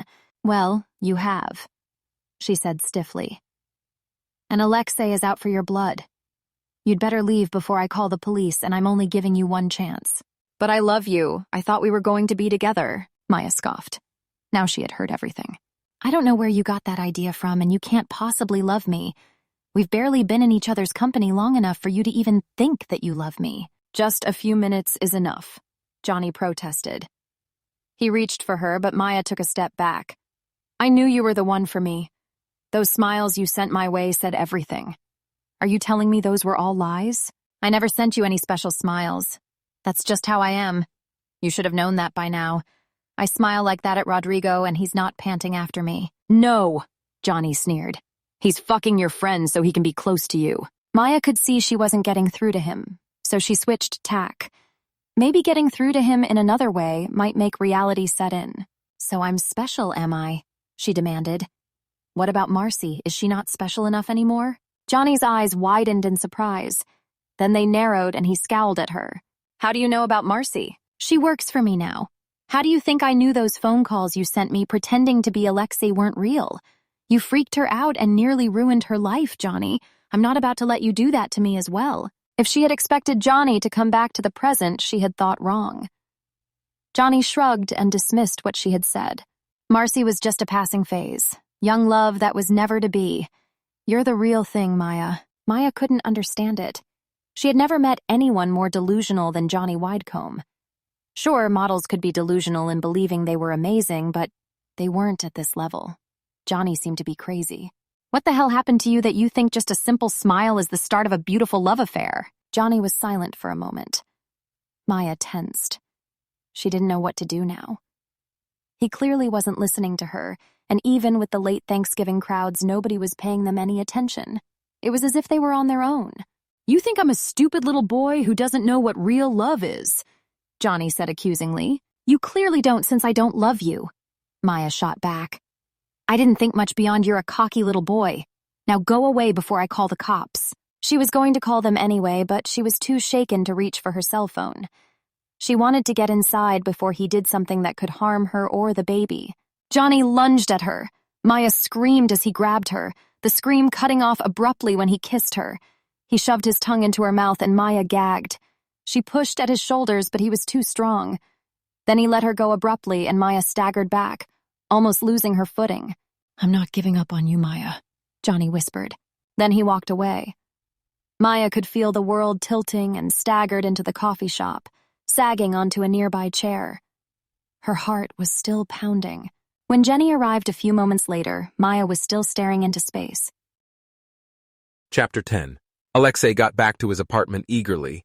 He was desperate to see Maya again. After putting her through a lot of grief in the past 6 weeks, he was beginning to realize that he was being incredibly stupid about the whole thing. He knew she would never cheat on him. Katya was the cheater, not Maya. And the barrage of messages coming from Widecombe was clearly putting a lot of stress on Maya. Alexei didn't want anything to happen to their son. He was just making it worse by assuming that Maya was doing something she shouldn't, and it was unfair to her. When he was at the office, Alexei decided he was going to make it up to her. He was going to order in Chinese, their favorite meal, and then they were going to watch some horror movies before Alexei took her to the bedroom and made love to her for the rest of the night. Pretty much what had happened the first time they had sex. He was going to treat her like a princess and hope that she would forgive him. There was a brown envelope on the mat when he let himself in. Alexei frowned at it, picking it up and turning it over in his hands. Mail was always left with the doorman. Only those who lived in the building could get up to his apartment.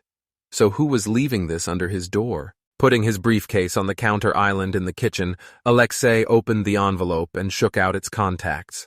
Pictures scattered across the countertop, and Alexei found himself staring at photographs of Maya and Widecombe. Together. They were talking outside Maya's favorite coffee place. It took a moment for Alexei to recognize Widecombe with the hair color and his build looking more muscular, but the reflection in the window said it was Johnny Widecombe. Now he looked like Alexei. Alexei didn't know whether to be amused at his nerve or sick that he was trying to model himself on Alexei. There were several of Widecombe kissing Maya. Her hands were on his shoulders and it looked like she was kissing him back. Alexei sagged onto a stool, staring at the photographs. So she had been cheating on him. With Widecombe. How long had this been going on for? Had she been with Widecombe the whole time they were together? Then another thought shot into his head that made him feel sick to the stomach. Was their unborn baby not his at all? Was it Widecombe's? Alexei felt as though nothing was real anymore. Alexei was still staring at the pictures when the door opened and closed. Moments later, Maya appeared at his side. Alexei, what's wrong, love? She reached out to touch him. Alexei flinched and Maya drew back sharply. Alexei? Alexei snatched up the photos and stood, turning to face Maya. Her face was pale and she looked like she had been crying. But these didn't process in Alexei's mind as he brandished the pictures at her. This, he snarled. This is what's wrong. He slapped them back down on the counter. How long have you been seeing him? What? Maya looked confused. But Alexei wasn't going to be fooled this time. How long have you been seeing Widecombe? I haven't. Then Maya saw the pictures. Her face went white and she snatched it up. Oh God, he really did this to me? Did what? Johnny cornered me on the street today and started confessing his undying love to me. Then he kissed me and said it's not over. Now I know what he was up doing. She slapped the photos on the counter before swiping them off. They fluttered to the ground and Maya paced across the kitchen, slapping her hand hard into the refrigerator with a snarl. Alexei watched her closely. This reaction seemed genuine, but he didn't know anymore. Maya could be genuine or a very good actor. He didn't know what to think. Why didn't you tell me about this? I tried calling you, but you were in meetings all day. Maya turned back to him. I told Ivan and he said he'd pass the message on. I haven't seen Ivan all day. Maya groaned and kicked at a picture near her foot. You know these aren't real, Alexei. Doesn't look like they're fake to me. Have you ever been caught off guard when someone kisses you? I bet not. Then the realization dawned on Maya and her face went even paler. You don't believe me, do you? You honestly believe these? What am I supposed to believe, Maya? That the woman I'm getting married to is having an affair with someone she claims is her stalker? That you've been lying to me for months? He glanced at her belly. Is the baby even mine? He knew he had pushed it when Maya came towards him and slapped him. How dare you? She hissed. Of course the baby's yours. I wouldn't lie to you about something like that. I would never cheat on you either. She stepped back, tears in her eyes. Obviously you believe a stupid little picture instead of the person who really matters to you. She pushed past him and down the hall. Moments later, a door slammed. Alexei leaned against the counter and put his face in his hands. What had he done? Alexei didn't come to bed that night. Maya had a feeling he wouldn't after the accusations he had thrown at her. He didn't come in at all.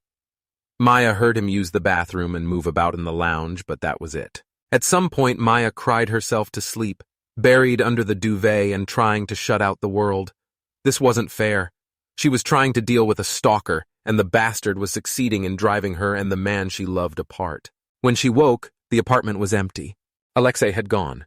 The pictures were gone as well, and Maya found the remains of them in the fireplace. Evidently, Alexei had burnt them. That was something. But where was he? Maya needed to talk to him. She wasn't going to hang around and find out where their relationship was heading. If they couldn't reach a compromise and deal with their problems, Maya would have to walk away. It wasn't fair on baby Nikolai, and she wasn't dealing with the stress anymore. But if she did that, Johnny would win. Maya was determined not to let that happen. She showered and dressed before making her way to the gallery. Ivan was talking to Lucy at her desk when Maya entered. He took one look at her face and his smile faded away. He hurried over to her. What's wrong, Maya? Is Alexei around? He's in his office. Ivan paused. He's not in a good mood. I know. Maya closed her eyes. She was the cause of it. Johnny sent him pictures of him kissing me. What?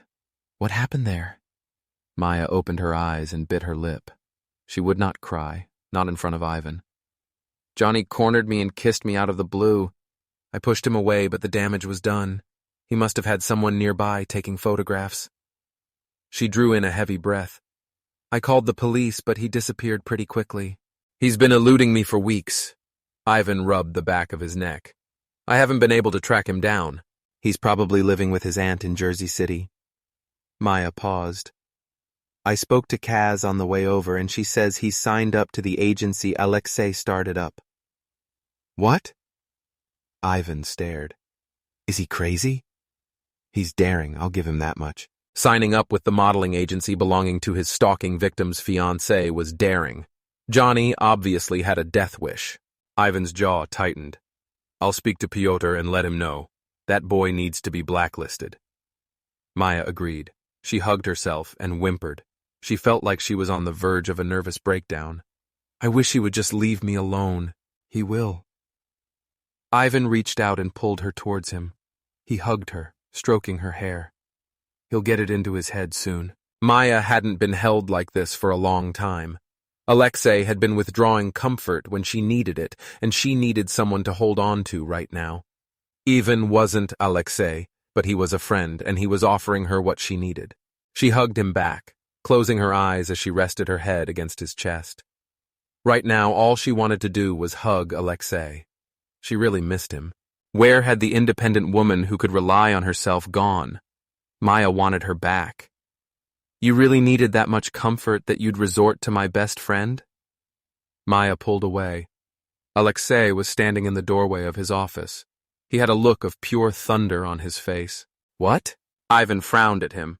Alexei, we're not having an affair. Relax. Maya's just upset. So you decided to play the knight in shining armor? Alexei sneered. What would have happened if I hadn't come out? Then Maya realized what Alexei might have thought. He had come out and seen his fiancée holding on to his best friend and thought the worst. Something inside her snapped. It was either that or she went into complete hysterics. She pushed away from Ivan and stalked towards Alexei, who scowled at her as she approached. In your office, now, she ordered. Alexei raised an eyebrow. You're telling me what to do in my own building? Unless you want me to scream blue murder at you in full view of your employees, yes. Maya pointed into his office. Now. Alexei couldn't help but admire Maya's fire as she pushed past him into his office. He bit back a smile as he closed the door. He was still angry at her, and clearly she was furious at him. Maya swung around on him. What the hell, Alexei? You're seriously accusing me of cheating on you with Ivan now? He's dating Kaz. Why would we do that to both of you? Alexei shrugged. I don't know. Maybe because it's a thrill. It's disgusting. That's what it is. Maya folded her arms. I don't what's got into you. Ever since that phone call you've changed. You keep accusing me of the most bizarre things. You ask me constantly where I've been. You have to know what I'm doing all the time. And now you're accusing me of cheating with any man who stands within 6 feet of me. Her expression was pained. Why don't you trust me? I have my reasons, Alexei said coolly. He walked past her and sat at his desk. He wasn't going to stand up for her. Not in his own office. But you can't tell me what they are. Maya shook her head. Her body was shaking. You're out of order and I find it disgusting. I would never cheat on you.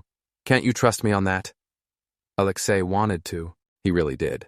But after everything that had been happening, coupled with his past reinforcing it in his mind, it was difficult to let that go and give Maya the benefit of the doubt. He hesitated too long. Maya's eyes widened. You don't, she whispered. You don't trust me.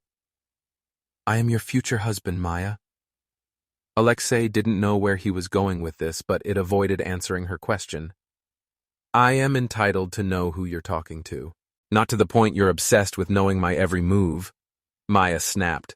She turned away and ran her hands through her hair. She had been growing it out, so it was down to her shoulders. It looked good on her. Alexei liked her with longer hair. I can't go on like this. Alexei almost missed what she said as he focused on her hair. Then he heard the heavy gravity in her voice. He sat up. What are you saying? Maya turned back to him. Her expression was resigned, close to tearful. She looked like she was going to break down, but she kept it together. Her voice was shaky. You're accusing me of the most awful things. I've never cheated on anyone, and I don't intend to. You're doing exactly what Ash did to me years ago. I just didn't realize you two were so alike until just now. Alexei bristled. He didn't like being compared to her ex-boyfriend. I've never hurt you, he growled. Not physically. Maya started tugging at the ring on her finger. But I'm not going to do this anymore. What are you doing? Alexei stood and started to come around the desk, but Maya already had the ring off. She shoved the ring at him, forcing Alexei to grab it before it fell. Johnny was intent on splitting us up. He succeeded. We're over, Alexei. I'm not having you treat me like this. Then Alexei realized the gravity of what was happening. His insecurities had got to him, and he was about to lose Maya. His heart started to sink. He had severely screwed up. Maya, don't do this. No. Maya held up a hand and back away. I won't stop you having contact with our son, but I won't let you near me. I'm not getting married to a man who doesn't trust me. She reached the door and opened it.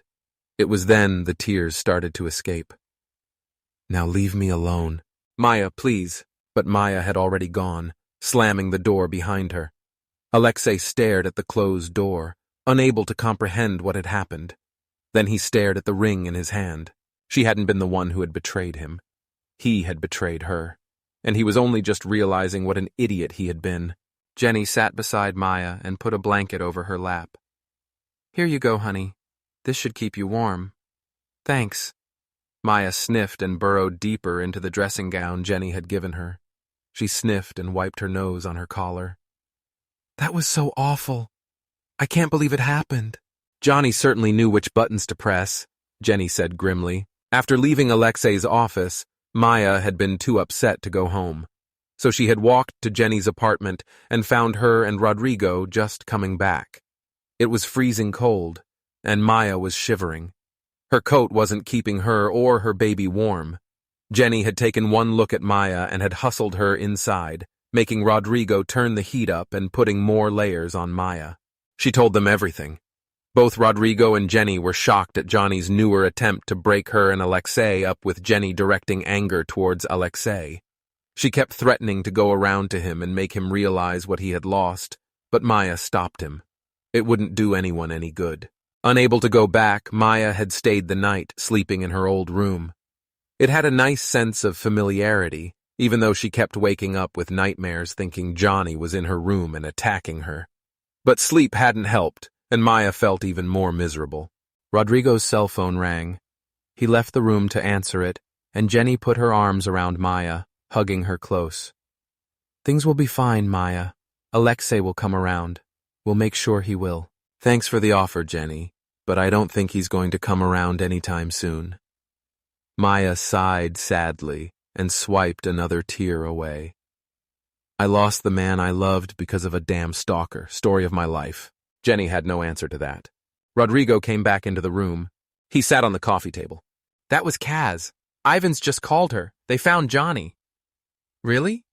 Maya sat up. Where? Atlantic City.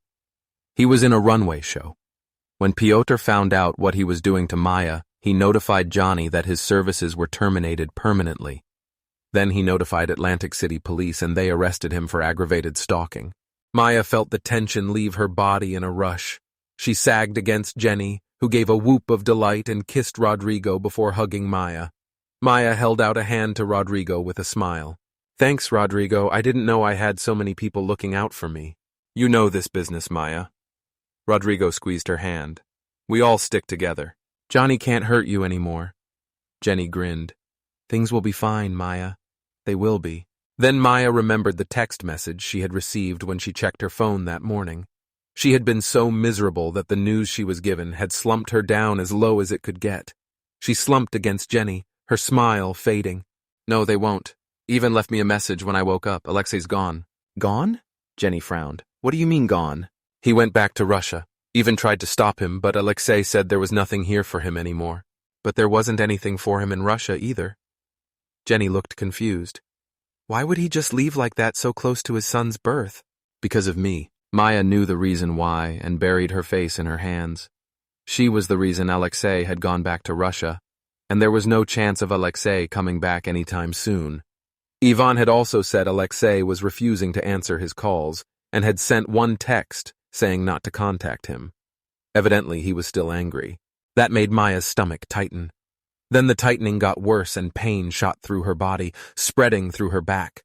Maya felt something go between her legs and wetness soaked the cushion underneath her. She cried out and clutched at her stomach. Maya? Jenny sat up. What's wrong? The tightening slowly faded, allowing Maya to catch her breath. I think my water just broke. She reached down and placed a hand on the wet cushion. She went cold when she saw the blood on her fingers. And I'm bleeding. That was not good at all. Maya cried out and clutched at her stomach again. It had been agony the whole way over. Rodrigo had driven as quickly and as smoothly as he could, but it didn't help. The contractions only got worse, and Maya was struggling.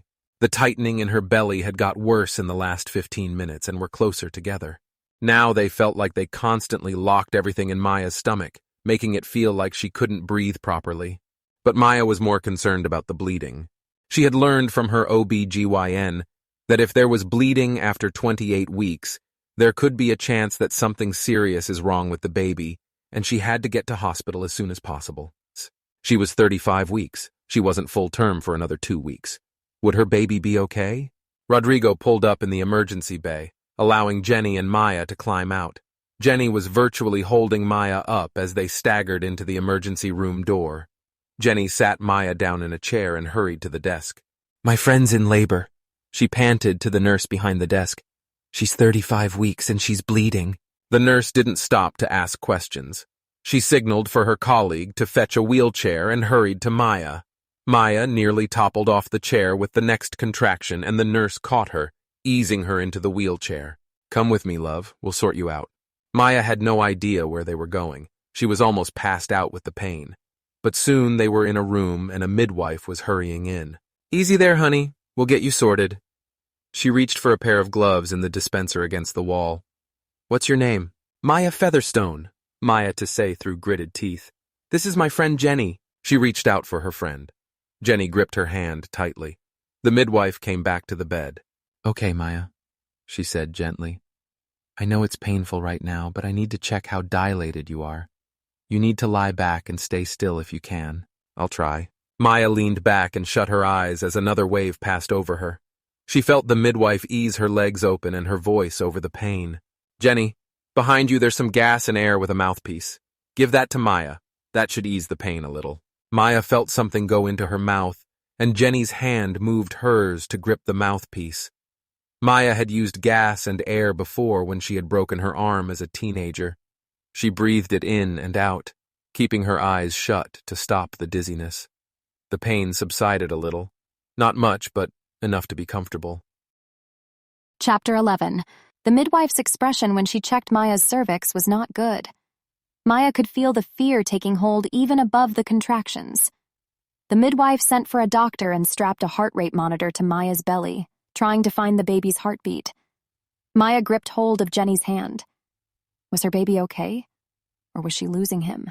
The doctor, a kindly-looking woman in her mid-40s, hurried in wearing scrubs. She and the midwife checked the heart rate monitor.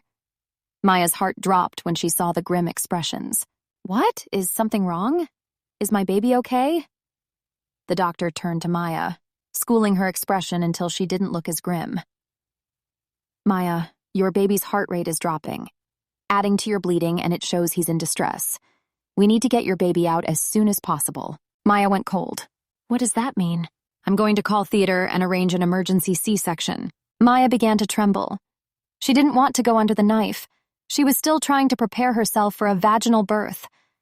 To have someone cut her open and then fish her baby out to her was even worse. Oh God. Jenny gripped her hand and hugged her. "Take it easy, Maya." She kissed her friend's head. "It'll be fine." For a fleeting moment, Maya wanted Alexei to be there. He could calm her down. She felt better with him close by. But he wasn't there. He was running away from his life and back in Russia. Now Maya felt even lonelier, even with her best friend at her side. The midwife looked up at Jenny. "You're allowed one person in the theater with you for support. Do you want your friend to come in as well?" "Yes."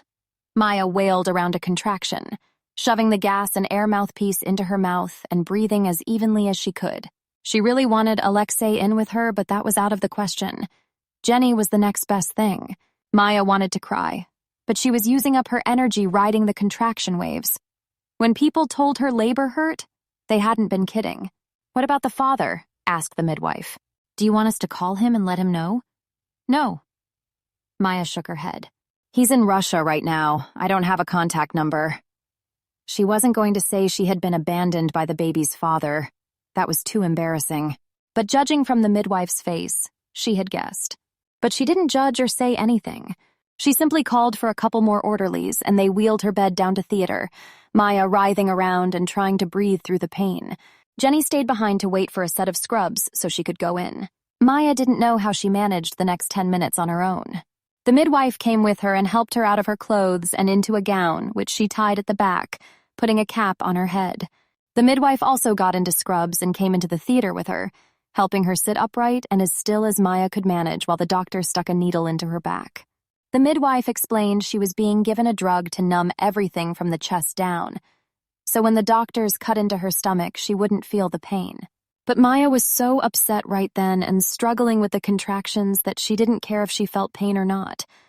All she cared about was making sure her son was okay. The midwife laid her down, and they began erecting a curtain across Maya's chest so she wouldn't see what was happening. Maya lay back and stared at the ceiling, trying to think about anything other than what was going on. Alexei floated into her mind again, and Maya pushed him away. She didn't need him. She was here with Jenny. They could cope absolutely fine, so why was she feeling like she couldn't cope? "The anesthetic should be working now," the doctor declared. "I'm just putting pressure on your belly. Can you feel that?" Maya concentrated but felt nothing. "No, that's good. You'll feel a little tugging in your belly shortly, but that's it. That will be us taking your baby out. Now relax." Maya didn't know how anyone could relax when they were virtually strapped down to an operating table about to have a scalpel slicing her open. The midwife talked to her as the doctors started, but Maya barely heard her. She answered briefly, but she couldn't hold on to the conversation. A few moments later, the midwife murmured something about someone else was joining her and moved away. Maya looked around, thinking Jenny had finally arrived. But it was Alexei who sat on the stool beside her, dressed in scrubs and a cap over his hair. He smiled and stroked her head. "Hey, Princessa." "Alexei, what are you doing here?" "I wasn't going to miss this, was I?" Alexei leaned forward and kissed her. "But let's not talk right now. Let's focus on getting our baby out safely." Maya couldn't believe it. What was Alexei doing there? He was supposed to be in Russia, but he was right. They had more important things to worry about. She managed to bring a hand up and found his. A tear rolled down her cheek. "I'm so glad you're here." Alexei smiled and stroked her head. "So am I. I'm not going anywhere." It only took 20 minutes. Maya was amazed it was that quick. She was a lot more relaxed when she wasn't having the contractions, and Alexei was there, holding her hand and stroking her head. He was a soothing presence, whispering words in Russian to her that she didn't understand, but were reassuring. When Nikolai was finally shown to her, moments after he was born, Maya couldn't help but feel the rush of love towards the little mite. But the midwives were concerned he wasn't breathing and hurried him away. That was the most fraught time for Maya, clutching Alexei's hand as they waited to hear if he would cry. And he did a few seconds later. He let out a massive scream that had Maya sagging in relief. He was okay. Nikolai reappeared moments later in an incubator. The midwife explained they had to give him oxygen to help him breathe, so they were taking him to the neonatal unit. Maya understood, but she felt a pang of regret she wouldn't be able to hold him. But the midwife took pity on her and eased Nikolai out of the incubator, settling him in her arms. Nikolai wriggled a little and then settled down, his head against Maya's chin. He had gorgeous light brown skin with dark curly hair. He was perfect. Shortly after, Nikolai was taken up to the neonatal unit, and Alexei followed them, promising to come back. Maya had to wait until they stitched her back up and they took her back to her room. She was told that she wasn't to get up for a day or two, and she couldn't do any heavy lifting for 6 weeks, or the stitches would come out. Maya wasn't sure she was looking forward to 6 weeks of doing virtually nothing, although cuddling her son almost constantly would make up for it. A short while later, Alexei came in. He had divested himself of his scrubs, his hair still out at odd angles. It was then Maya noticed how pale he was looking. Dark circles were under his eyes. He looked like he hadn't slept. Maya didn't care right then that they had been arguing. She was just glad to see him there. She reached out to him, and Alexei came immediately, leaning over and kissing her enough to take her breath away. He pulled back and smiled. "Hey. Hey." Maya ran her fingers through his hair and smoothed it down. "How's our baby?" "Nikolai's fine. The midwife said she's confident he'll be allowed to stay with you in a couple of days." "Thank God for that." Maya closed her eyes in relief. "I can't wait to hold him again." "Neither can I. Other than not breathing for a couple of minutes, he's a good weight and his checks are perfectly normal. The midwife joked he probably would have been about 10 pounds if you'd carried him full term." Maya shuddered. 10 pounds. She couldn't imagine having to push 10 pounds of baby out. Alexei stroked her head and kissed her forehead. "How are you feeling now?" "Sore, but I'll be fine. They've given me some iron tablets for the bleeding as my iron count was down, and they want to keep me in for a few days to make sure I'm okay." "That's good." Alexei's smile faded and he drew back a little, Maya's hands falling from his head. He looked uncomfortable. "Look, Maya, I'm sorry about what happened. I shouldn't have flown off the handle like that." Maya wanted to forgive him. She really did. But she still remembered how much he had upset her and how things were left between them. That was a lot to forgive. "You hurt me, Alexei," she pointed out. "You let your paranoia take over and it got too much. I wasn't taking it." "I know. You didn't have to put up with my crap." Alexei sat on the edge of the bed and took her hand. "I flew to Russia so I could get away from it all. But as soon as I entered customs in Pulkovo airport, I knew I had to come back. I couldn't keep running away when things got hard and overwhelming. Plus, there was little Nikolai. I couldn't desert him." Alexei looked away. "I knew deep down you hadn't cheated on me. That was just my past talking to me again." Maya had known it was. But there was only so much she could take. She tugged at his hand and urged him towards her, cupping his unshaven jaw in her hand. "You should have trusted me," she whispered. Alexei closed his eyes and let out a heavy sigh. He kissed her hand, and Maya felt the warm tingle from his mouth travel up her arm. He still had an effect on her. "I'm so sorry, Maya. Can you forgive me for this?" Maya pretended to think, pulling faces until Alexei groaned. "Don't be like that, Maya. Please tell me. Can you forgive me for being such a bastard to you?" Maya giggled. Then she sighed. "It's going to take some time. You did a lot that I can't forgive overnight. But our son needs a father. I'm not going to take that away from him because we've got things between us." The relief was clear on Alexei's face as he closed his eyes, letting out a heavy sigh. He moved up the bed and drew Maya gently into his arms. Maya hugged him tightly, breathing in the cologne he wore and feeling his familiar hold around her. She had missed this. She had missed him. "Thank you." Alexei pulled back and kissed her. "I love you, Maya. Will you still be my wife? I haven't got rid of the ring. If you want it, you can have it." Maya wanted the ring back. She wanted to get married. But she wanted to let Alexei stew for a little longer. She stuck her tongue out at him. "I'll let you know once I get up and moving." Maya didn't want a lavish wedding. She just wanted somewhere they could have their friends in an intimate gathering. It was Alexei's idea to have the wedding in the gallery. Maya worried about a wedding license, as the gallery didn't carry one, but Alexei got a special license so they could get married there. Jenny teased that as soon as the wedding vows were over, Alexei would be hiding in his office as he usually did. But Ivan had promised to keep Alexei with the guests, and he was locking the office to make sure the groom didn't hide. The wedding couldn't have gone better. Maya was up and walking fine after her C-section, and the pregnancy weight she had been carrying had fallen off her easily. She slotted perfectly into the white wedding dress one of her designer friends had made for her, a simple bodice with spaghetti straps and an A-line skirt. Her friend had even made a special outfit for Nikolai, who spent the vows curled up sleeping in Jenny's arms. The service was in English at Maya's request. She knew some Russian weddings were known for being long, and Alexei was happy to accommodate. So once the service was over, they set up the gallery for the reception, and Maya changed into a dark red dress that clung to her curves with a skirt short enough she could move around in. From the looks Alexei had been giving her after she came out the staff bathroom, she had made the right choice. He was watching her now across the room while Maya stood talking with Jenny and Caroline. They had offered to stand in as family with Howie, giving her away. Maya had sent invitations out to her family in Arkansas, but only her aunt, uncle, and her 2 cousins had turned up. Her parents had refused to reply, and all of her siblings had messaged back saying she wasn't part of the family anymore. That had hurt, and Maya had had a good cry about it for a couple of days. But, she had surmised in the end, it would be a better day without them. They had always been criticizing her, and Maya wasn't having that on her day. Most of Alexei's family, however, had turned up. His parents were warm, loving people, and adored Maya. Nikolai was a big hit with them as well. Alexei had taken them to one side and had a heart-to-heart, which had resulted in Alexei himself shedding a few tears along with his mother. Maya was glad she had sent the invitations out. Both his sisters and even his brother had come along with their children.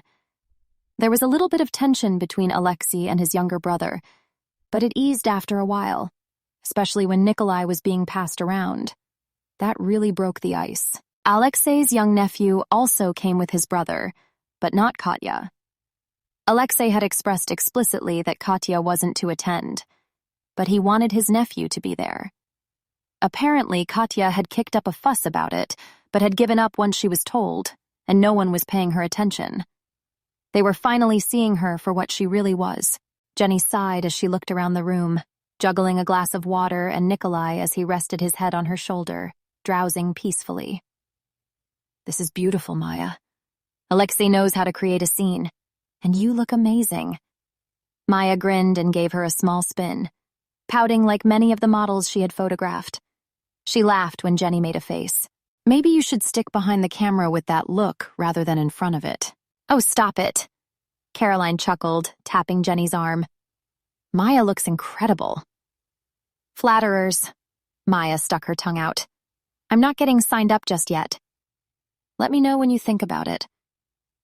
Caroline gazed at Nikolai, who opened his eyes briefly to look at her before shutting them again. "Your son is just adorable." Maya smiled with pride. "He is, isn't he?" She passed her glass to Caroline and gently eased her son from Jenny's hold. "Let's have the little man back." Jenny pouted but let him go. Maya cuddled Nikolai, kissing his head. "And he's good. I didn't hear a whimper through the ceremony." "He was too busy cuddling his auntie." Jenny giggled. Then Maya noticed something. Jenny had been acting a little broody in the last few days, taking more cuddles than normal from Nikolai and looking at him with a certain light in her eye that Maya recognized. Not long ago, she had had the same glint. "Jenny, is there something you need to tell me?" Jenny bit her lip. Suddenly, she was looking nervous. She fiddled with her glass. "I don't want to say. I only found out this morning, and this is meant to be your big day." "Forget about this being my big day. What did you find out?" Jenny hesitated. Then it came out in a rush. "I'm pregnant." Caroline gave a squeal and hugged her. Maya then took her turn, careful not to squash Nikolai. "Oh my God! Congratulations, Jenny! What does Rodrigo say?" "He's delighted." Jenny reached into her purse and drew out a sparkling ring, which she put on her finger. "He asked me to marry him." Maya had wondered about that. She had seen Jenny with the ring when she arrived to get ready, but then Jenny had hurried to the bathroom and it wasn't there anymore. Now she knew why. "It's about time," she declared. "I wondered when he was going to ask you." Caroline laughed. "He's been telling us all about it last week, but he wanted to wait until after the wedding." But then Jenny surprised him, and he knew he had to make it special. Maya rolled her eyes. "Why does everyone need to wait? Even if it wasn't my wedding day, it's Valentine's Day. Romantic things happen all the time. I'm just glad it's happened." Jenny blushed. Caroline laughed and sipped her champagne, nodding towards Alexei as he stood at the other end of the room talking to Ivan and his mother. "So Alexei is forgiven now?" Maya grinned. "We're still working on it. I'm not letting him off the hook completely, but he's nearly there." In actuality, Maya had forgiven Alexei a long time ago, but she was being cheeky and drawing it out to see what he would do. Alexei had relaxed, and his paranoia had toned down. He was getting better at not being jealous, although Maya didn't mind it when he was a little bit jealous. He was an amazing father. While Maya had to get up in the nights to feed Nikolai due to her breastfeeding, Alexei looked after Nikolai during the day so Maya could get some sleep. He was more adept at changing diapers than she was, and he took him for a walk every day. Once she was able to walk further than across the apartment, Maya went with them. The bond between father and son was clearly there, and Maya loved watching the two of them together. Jenny straightened up and nudged Maya. "I think he wants you." And Alexei had indeed extricated himself from his mother and best man and was approaching them. Maya went to meet him and reached up for a kiss that she felt all the way down to her toes. "Hey, gorgeous." Alexei drew back with a grin. "How's our little guy?" "In a good mood." Nikolai shifted against Maya's shoulder. Alexei put his glass down on a passing waiter's tray and lifted him out of Maya's arms, cradling his son in his own. "Come here, kiddo. Come to daddy." Maya laughed. "Kiddo? You're sounding more American every day." "You could say I'm growing accustomed." Alexei chuckled. "I thought I'd let you know. Ivan wants to propose to Kaz, but he wanted to check he wasn't stealing our thunder, so to speak. It's meant to be our wedding day." Maya didn't care. She didn't want it all about her, not on a special day like Valentine's Day. She was going to have to share her wedding anniversary on the same day, so there was no point in kicking up a fuss about it. She smiled and shrugged. "I'm happy about it if you are. I told him to wait until he's spoken to you about it first." I'm not fussed. It will make Kaz happy. She's devoted to him. Caroline and Ivan's relationship had blossomed, especially after Nikolai had been born. Ivan had appeared to realize that he had been running away as well, and had chosen to make it a proper relationship instead of seeing Caroline whenever they were free. Caroline had clearly fallen for him at that point, so it wasn't hard to get her on board, just like I'm devoted to you. Alexei kissed her head. Then he gave her a rueful smile. Am I still in the doghouse? I'm marrying you, aren't I? Surely that says something. But I've still got a lot to make up, haven't I? Absolutely. Maya lied. She grinned and slid in next to him, hugging him around the waist. You can start tonight. Jenny said she's taking Nikolai so we can have a proper wedding night. I like the sound of that. Alexei purred. Adjusting his son onto one arm, he put his other arm around his wife and kissed her. I do love you, Maya. And I love you. Maya nibbled at his lip before drawing back. And I'm looking forward to going to Barbados tomorrow. You think you'll have any energy with Nikolai coming with us? I should think so, Maya grinned.